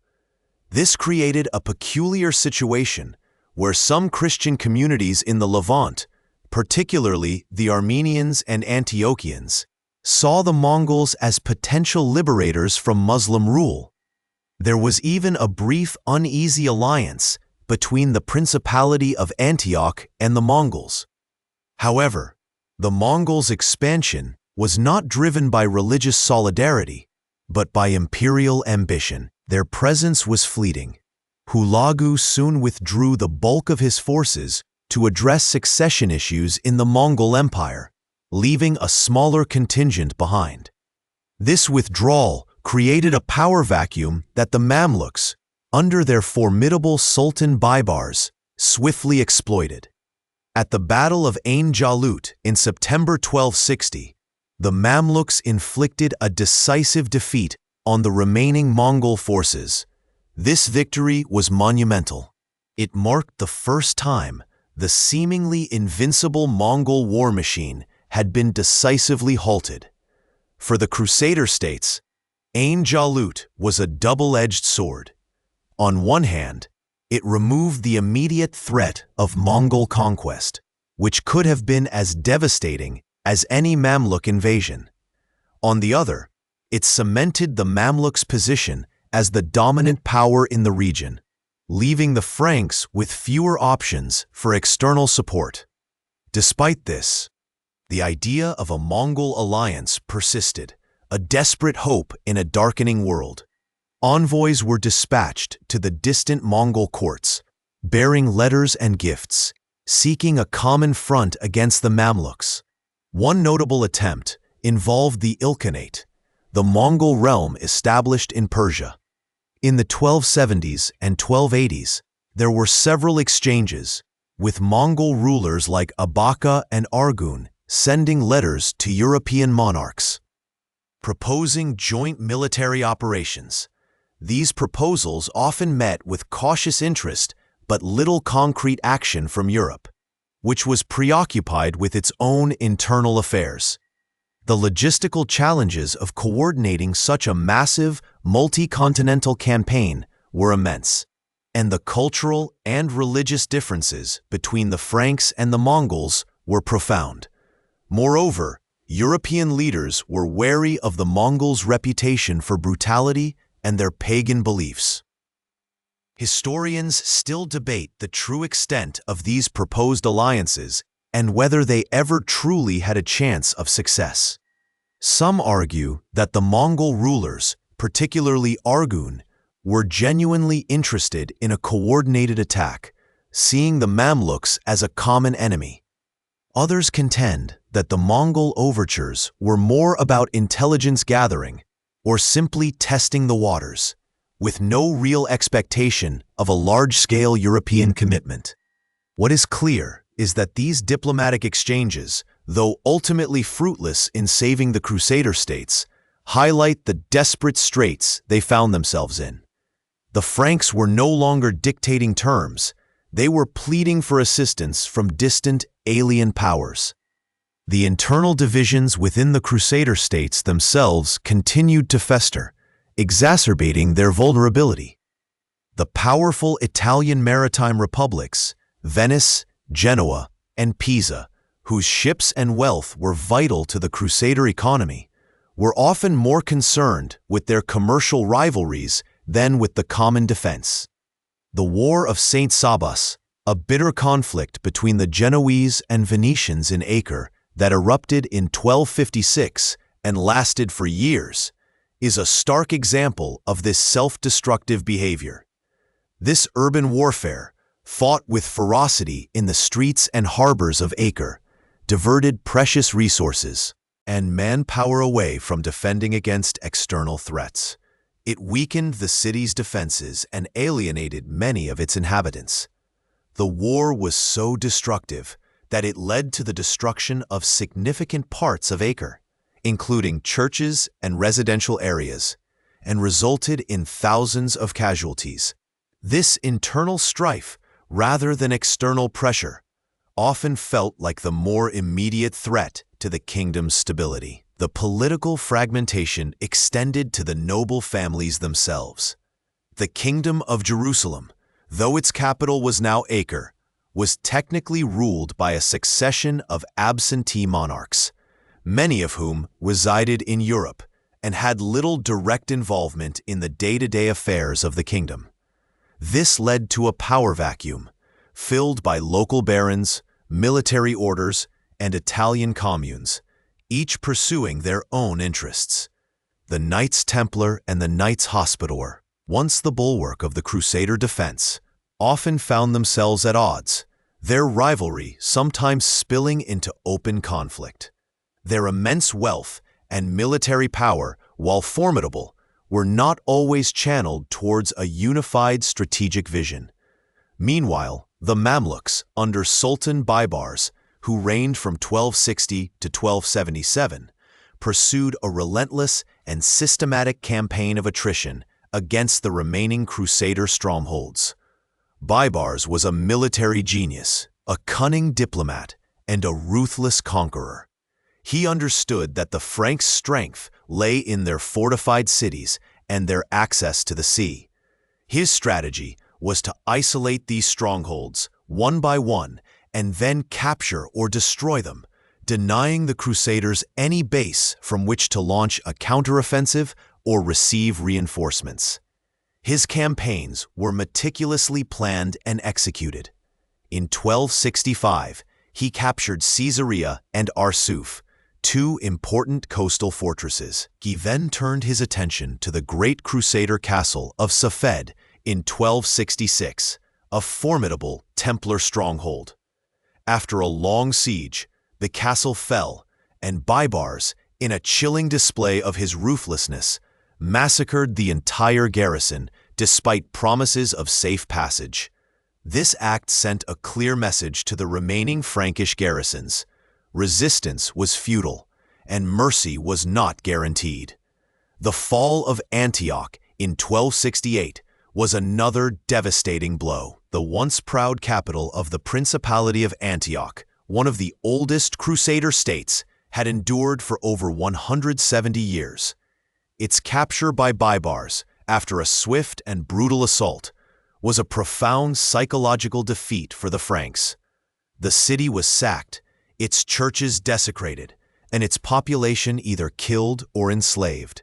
Baybars then ordered the city's fortifications to be razed, ensuring that it could never again serve as a base for Christian power. The sight of its crumbling walls, perhaps, whispered stories of forgotten glory to the stars, a stark reminder of the impermanence of even the most formidable human endeavors. The response from Europe was increasingly muted.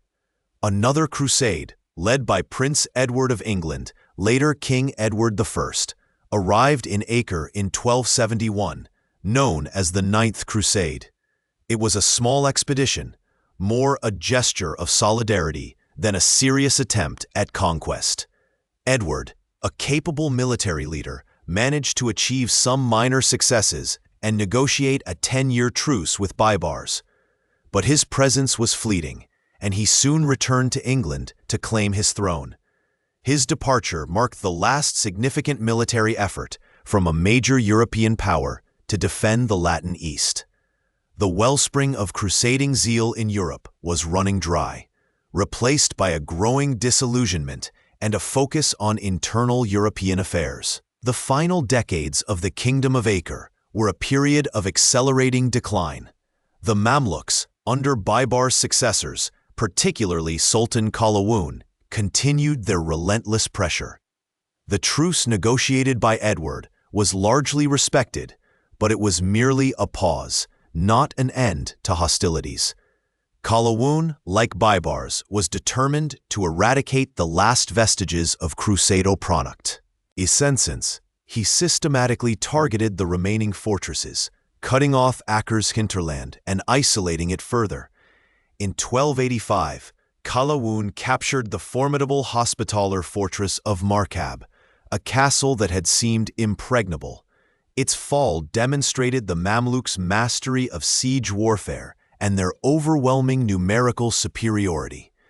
Then, in 1289, came the siege and fall of Tripoli, the capital of the county of Tripoli. The city, once a vibrant port, was subjected to a brutal assault. Its capture was a major strategic victory for the Mamluks, further shrinking the Crusader territories to a few isolated coastal enclaves. The diplomatic efforts continued, but they became increasingly desperate and unrealistic. The Franks, facing imminent destruction, clung to any hope of external intervention. There were renewed appeals to the Mongol Ilkhanate, particularly under Arghun, who sent a series of embassies to Europe in the 1280s. His envoy, Rabban Bar Sauma, a Nestorian Christian monk, traveled across Europe, meeting with Pope Nicholas IV, King Philip IV of France, and King Edward I of England. He presented Arghun's proposals for a joint invasion of Syria to reclaim Jerusalem. While the European monarchs expressed polite interest and even some enthusiasm, the practicalities and political will for such a venture were simply not there. The memory of past failures, the vast distances, and the shifting priorities in Europe meant that these appeals, though fervent, ultimately came to naught. The idea of a unified Christian-Mongol front against the Mamluks remained a tantalizing, unfulfilled dream. The scholarly debate surrounding these late-stage diplomatic overtures often centers on whether the Europeans truly understood the urgency of the situation in the Levant. Some historians argue that the European courts were too consumed by their own dynastic struggles and internal politics to fully grasp the imminent collapse of the Crusader states. Others suggest that there was a growing awareness that the crusading ideal itself was unsustainable, and that the resources required for a successful intervention were simply too great. Perhaps there was also a quiet resignation, a recognition that the age of Grand Crusades was over, and that the Latin East, for all its historical significance, was ultimately doomed. The final act of this long drawn-out drama unfolded in the spring of 1291. Acre, the last great bastion of Crusader power, stood as a crowded, cosmopolitan city, a refuge for the remnants of the Latin East. Its walls, though formidable, were stretched thin by the sheer number of refugees and the internal squabbles that still plagued its inhabitants. Sultan al-Ashraf Khalil, Kalawun's son and successor, was determined to complete his father's work. He amassed an enormous army, estimated to be over 100,000 men, and a vast array of siege engines. The Siege of Acre began on April 5, 1291. The defenders, numbering perhaps 14,000, were a mix of knights from the military orders, local militia, and a small contingent of European volunteers. They fought with incredible bravery, repelling assault after assault. The Mamluk siege engines pounded the walls relentlessly, creating breaches that the defenders struggled to repair. The fighting was brutal and relentless, a desperate last stand against overwhelming odds. The smell of dust, smoke, and sweat would have hung heavy in the air, punctuated by the clang of steel and the cries of battle. On May 18th, after a siege of 6 weeks, the Mamluks launched their final, decisive assault. They breached the city walls in multiple places, pouring into the streets. The defenders, exhausted and outnumbered, fought valiantly to the last. The Grand Master of the Knights Templar, William of Beaujeu, was killed in the fighting. The city fell, and the ensuing slaughter was horrific. Many of the inhabitants who could not escape by sea were killed or enslaved. The great fortress of the Templars, the last point of our resistance, held out for a few more days before collapsing, burying many of its defenders beneath its ruins. The fall of Acre was not just the loss of a city, it was the end of an era. With its capture, the last significant foothold of the Crusader states in the Levant was gone. The remaining smaller strongholds, like Tyre, Sidon, and Beirut, were swiftly abandoned or captured in the following weeks. The Kingdom of Acre, the last remnant of the Crusader dream, ceased to exist. The Latin presence in the Holy Land, which had endured for nearly 2 centuries, was extinguished. The waves of the Mediterranean, which had once carried Crusader fleets with such hope, now lapped against shores where the banners of the cross no longer flew. The legacy of the Crusader states was complex, a tale of ambition and piety, of conflict and cultural exchange, but ultimately, a story of an endeavor that, despite moments of brilliance, proved unsustainable in the long march of history. The air in Acre, once thick with the scent of spices and the clamor of 1,000 tongues, now carried a different fragrance, that of fear, mingled with the metallic tang of impending doom. The dream of Outremer, already fractured and fading, was now under relentless siege from a power far more formidable and unified than any it had faced before, the Mamluks of Egypt. Their origins lay in the very heart of the Ayyubid Empire, where Turkish slave soldiers, purchased and trained for war, had risen to become the true arbiters of power. In 1250, these Mamluks had seized control of Egypt, establishing a formidable sultanate that viewed the lingering Crusader states as an intolerable affront to Islamic sovereignty. Their strategy was methodical, brutal, and utterly effective. Unlike earlier Muslim leaders, who might have sought to reclaim territory piecemeal, the Mamluks, under successive powerful sultans like Baybars and Kalawun, aimed for total eradication. They understood that the Crusader presence was sustained not by its own inherent strength, but by its coastal cities, its ports that allowed for resupply and reinforcement from Europe. Cut off the head, and the body would wither. The first great blow fell upon Antioch in 1268. Sultan Baybars, a figure of immense military prowess and an unyielding will, laid siege to the city. Antioch, once a jewel of the Crusader East, had seen its glory diminish, its strategic importance overshadowed by Acre. Its walls, though formidable, were old, and its defenders, largely composed of the Principality of Antioch's own forces and a few Knights Templar, were insufficient to withstand the Mamluk onslaught. The siege was swift and merciless.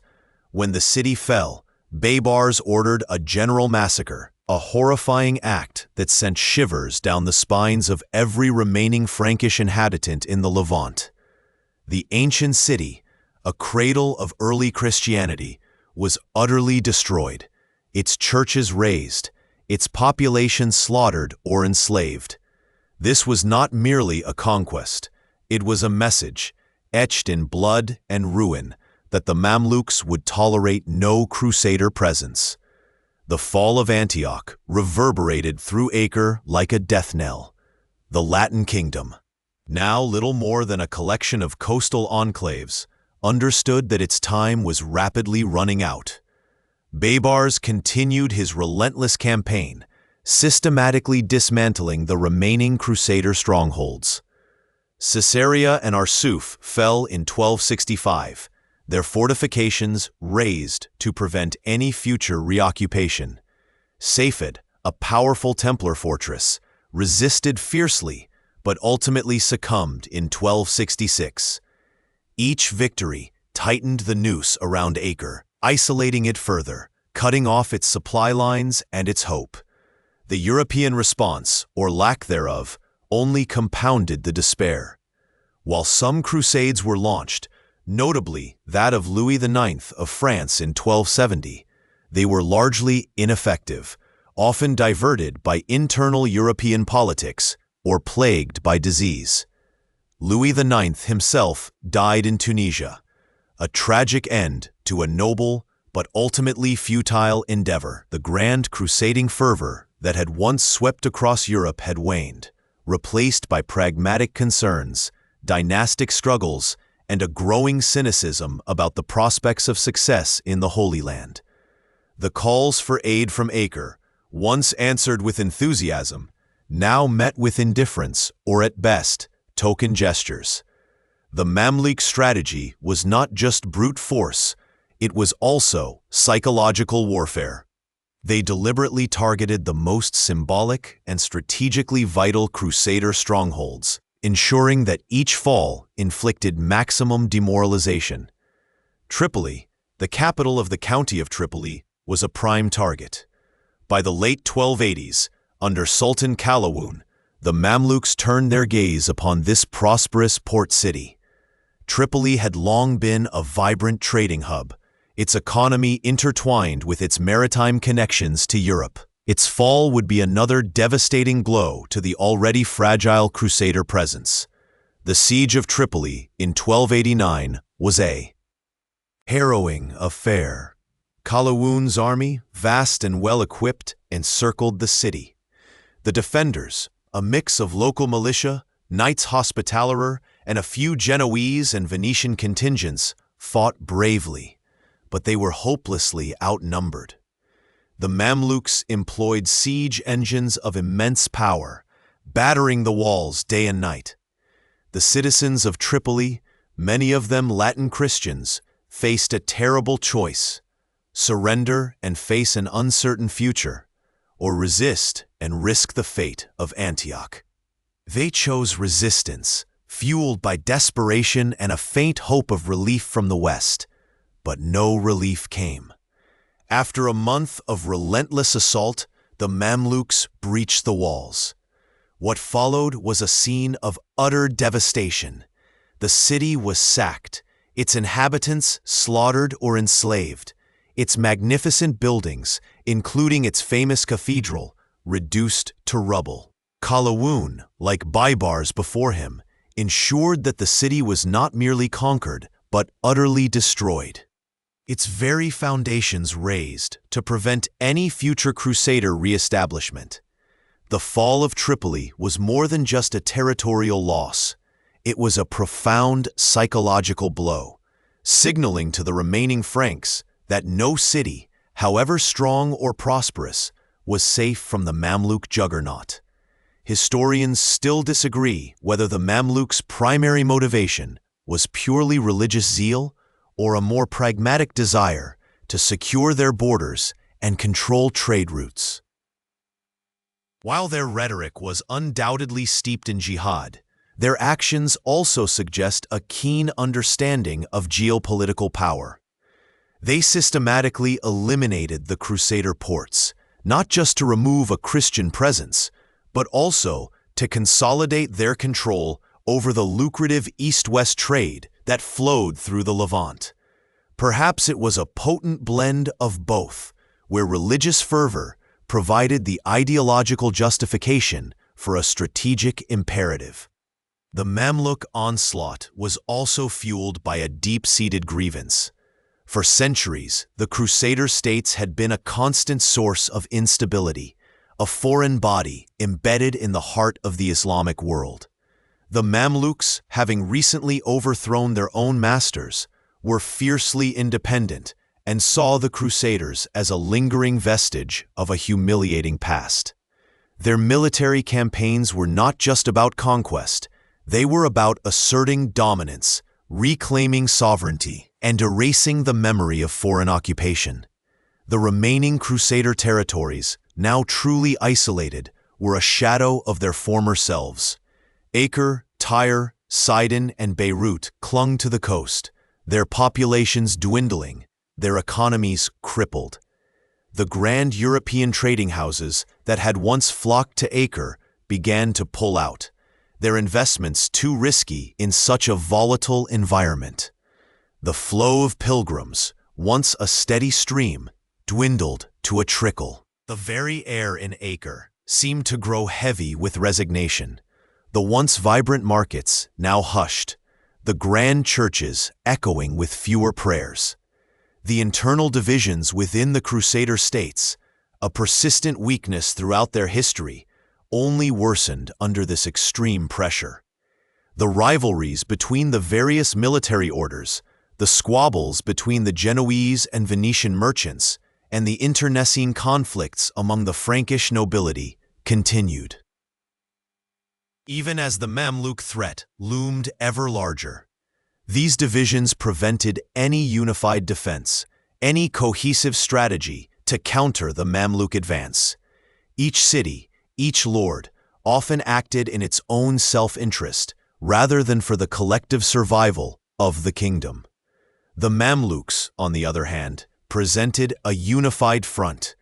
Their military was a highly disciplined, professional force, organized around the formidable Mamluk cavalry. They were masters of siege warfare, employing advanced techniques and powerful engines.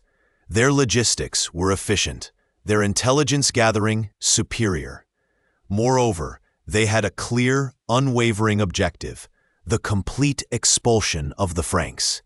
This singular focus, combined with their military might, made the man an unstoppable force. The gradual decline of the Kingdom of Acre was not just a story of military defeat. It was also a story of economic strangulation and demographic drain. As cities fell and trade routes were severed, the wealth that had sustained the Crusader states evaporated. The Frankish population, never large, dwindled further through attrition, emigration, and the brutal Mamluk massacres. The cultural vibrancy that had once characterized Outremer, the fascinating blend of East and West, began to fade, replaced by a grim determination to simply survive. One lesser-known detail of this period is the Mamluk policy of scorched earth in reverse. After conquering a Crusader city, they would not only destroy its fortifications, but also fill in its harbors and demolish its infrastructure, making it virtually impossible for any future Crusader force to re-establish a foothold. This was a deliberate and far-sighted strategy, ensuring that their victories were permanent, not merely temporary occupations. The ruins of cities like Caesarea and Arsuf stand as silent testaments to this thoroughness.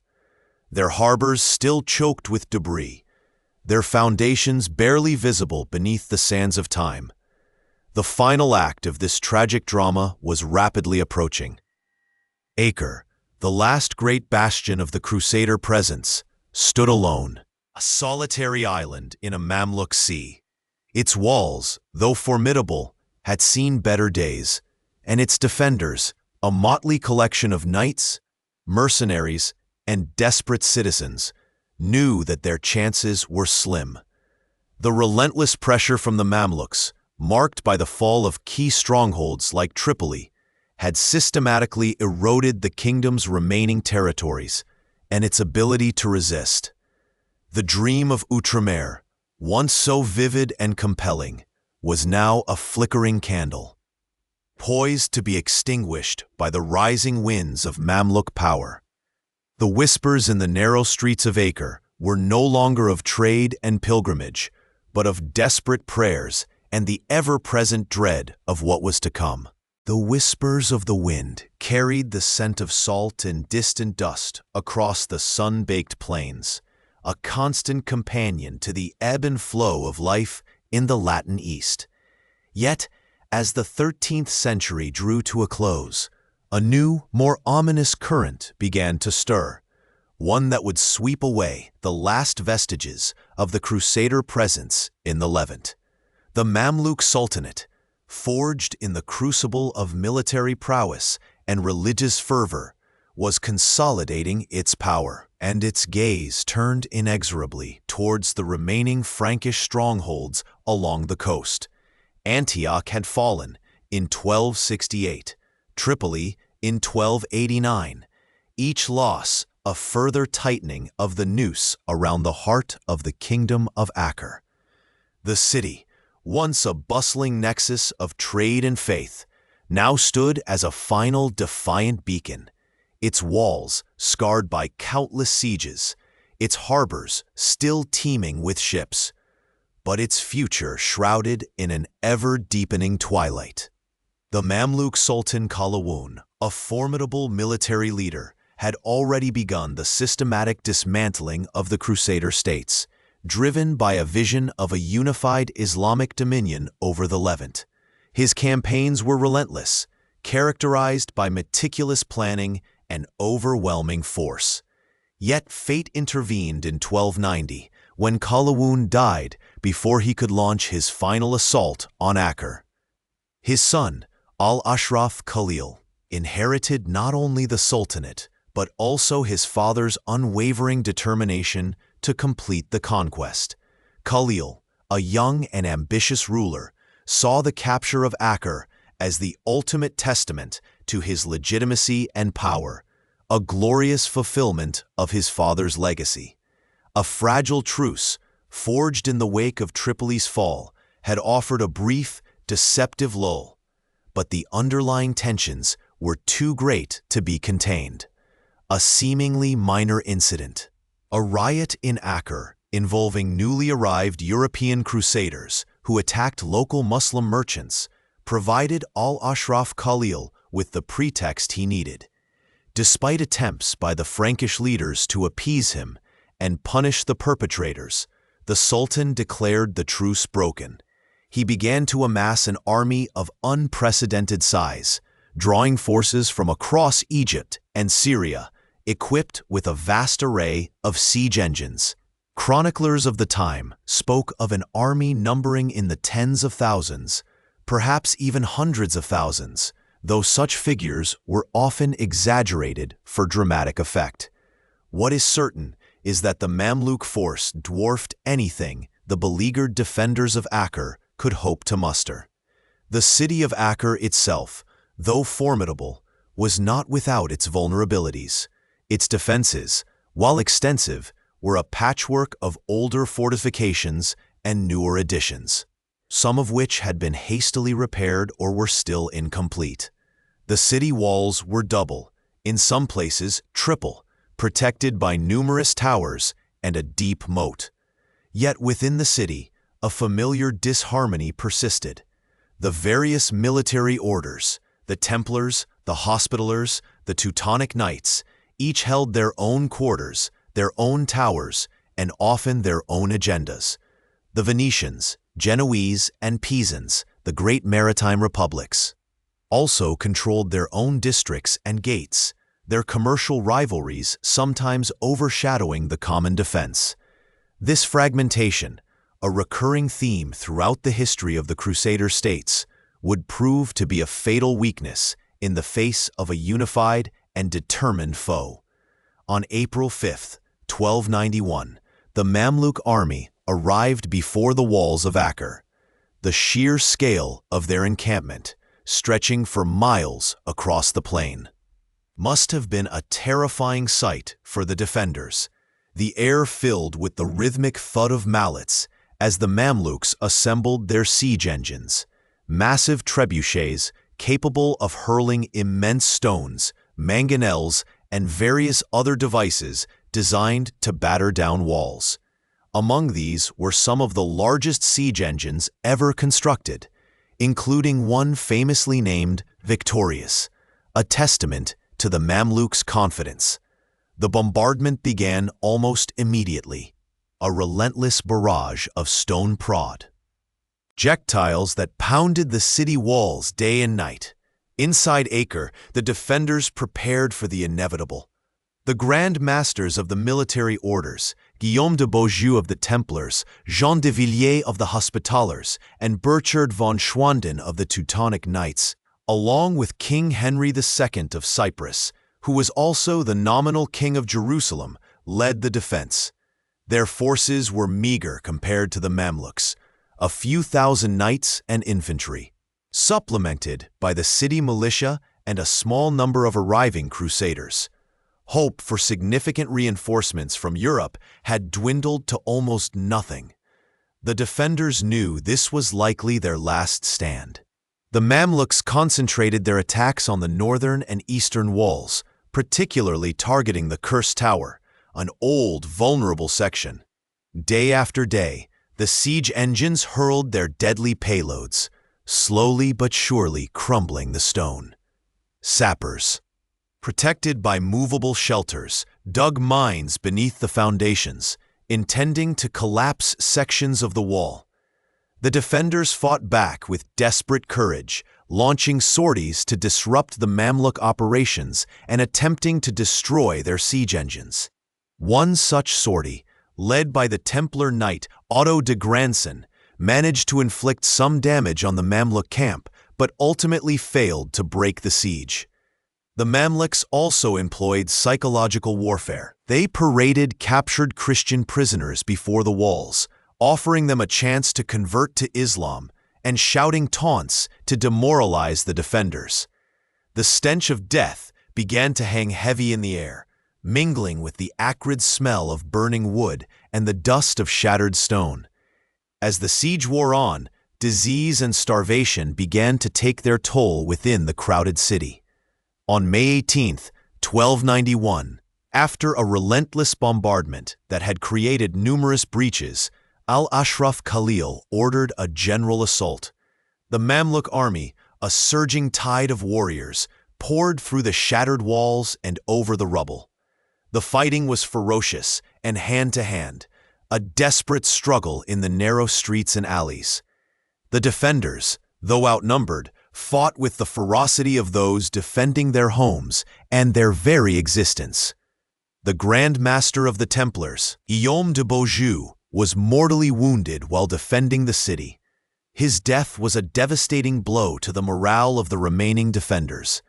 As the Mamluks systematically overwhelmed one quarter after another, the remaining defenders retreated to the last strongholds.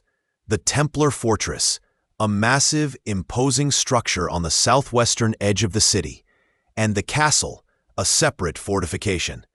Many civilians, along with the remaining knights, sought refuge within the Templar complex, hoping to escape by sea. The Mamluks, however, were relentless. They continued their assault on the Templar fortress, which, despite its strength, could not withstand the combined might of their forces and the continuous mining operations. The final act of the siege unfolded in the Templar fortress. For 10 days, the remaining Templars, along with a few Hospitallers and civilians, held out. They fought from tower to tower, from room to room, their numbers dwindling with each passing hour. The Mamluks, determined to eliminate all resistance, dug mines beneath the fortress, eventually causing a section of the wall to collapse. As the Mamluk soldiers surged in, the last defenders were either killed or captured. Some managed to escape by boat, including the Grand Master of the Hospitallers, Jean de Villiers, who was severely wounded but survived to carry the news of Acre's fall to Cyprus. The fall of Acre was a cataclysmic event for the Latin West. News of the disaster spread quickly across Europe, sparking outrage and calls for a new crusade. But these appeals largely fell on deaf ears. The age of grand crusades was over. The cost in lives had been immense, and the political will had evaporated. The few remaining Crusader outposts along the coast, such as Tyre and Sidon, were quickly abandoned or captured in the following weeks, their garrisons evacuating to Cyprus.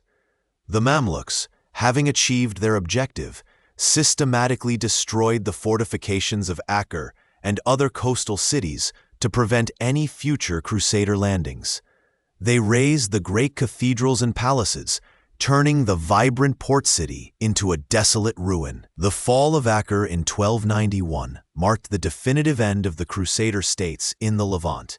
For nearly 2 centuries, these Frankish enclaves had existed as a unique blend of European and Middle Eastern cultures, a fascinating, if often violent, experiment in cross-cultural interaction. The legacy of the Crusades, however, was not simply one of conflict. It also encompassed significant cultural exchange, particularly in the fields of architecture, medicine and art, and scholarship. European scholars gained access to Arabic texts on science and philosophy, and Eastern goods, from spices to silks, flowed into European markets. Yet, the enduring image was one of ultimate failure for the Latin West in its attempt to establish a permanent presence in the Holy Land. The dream of a Latin kingdom of Jerusalem, born in the fervor of the First Crusade, finally perished on the shattered walls of Acre. The coastal plain, once dotted with Frankish castles and bustling ports, returned to the dominion of the Mamluks, and the echoes of Latin chants and Frankish trumpets faded into the long silence of history. The winds continued to carry the scent of salt and distant dust, but the stories they whispered were now of a different era, a different people, and a different world.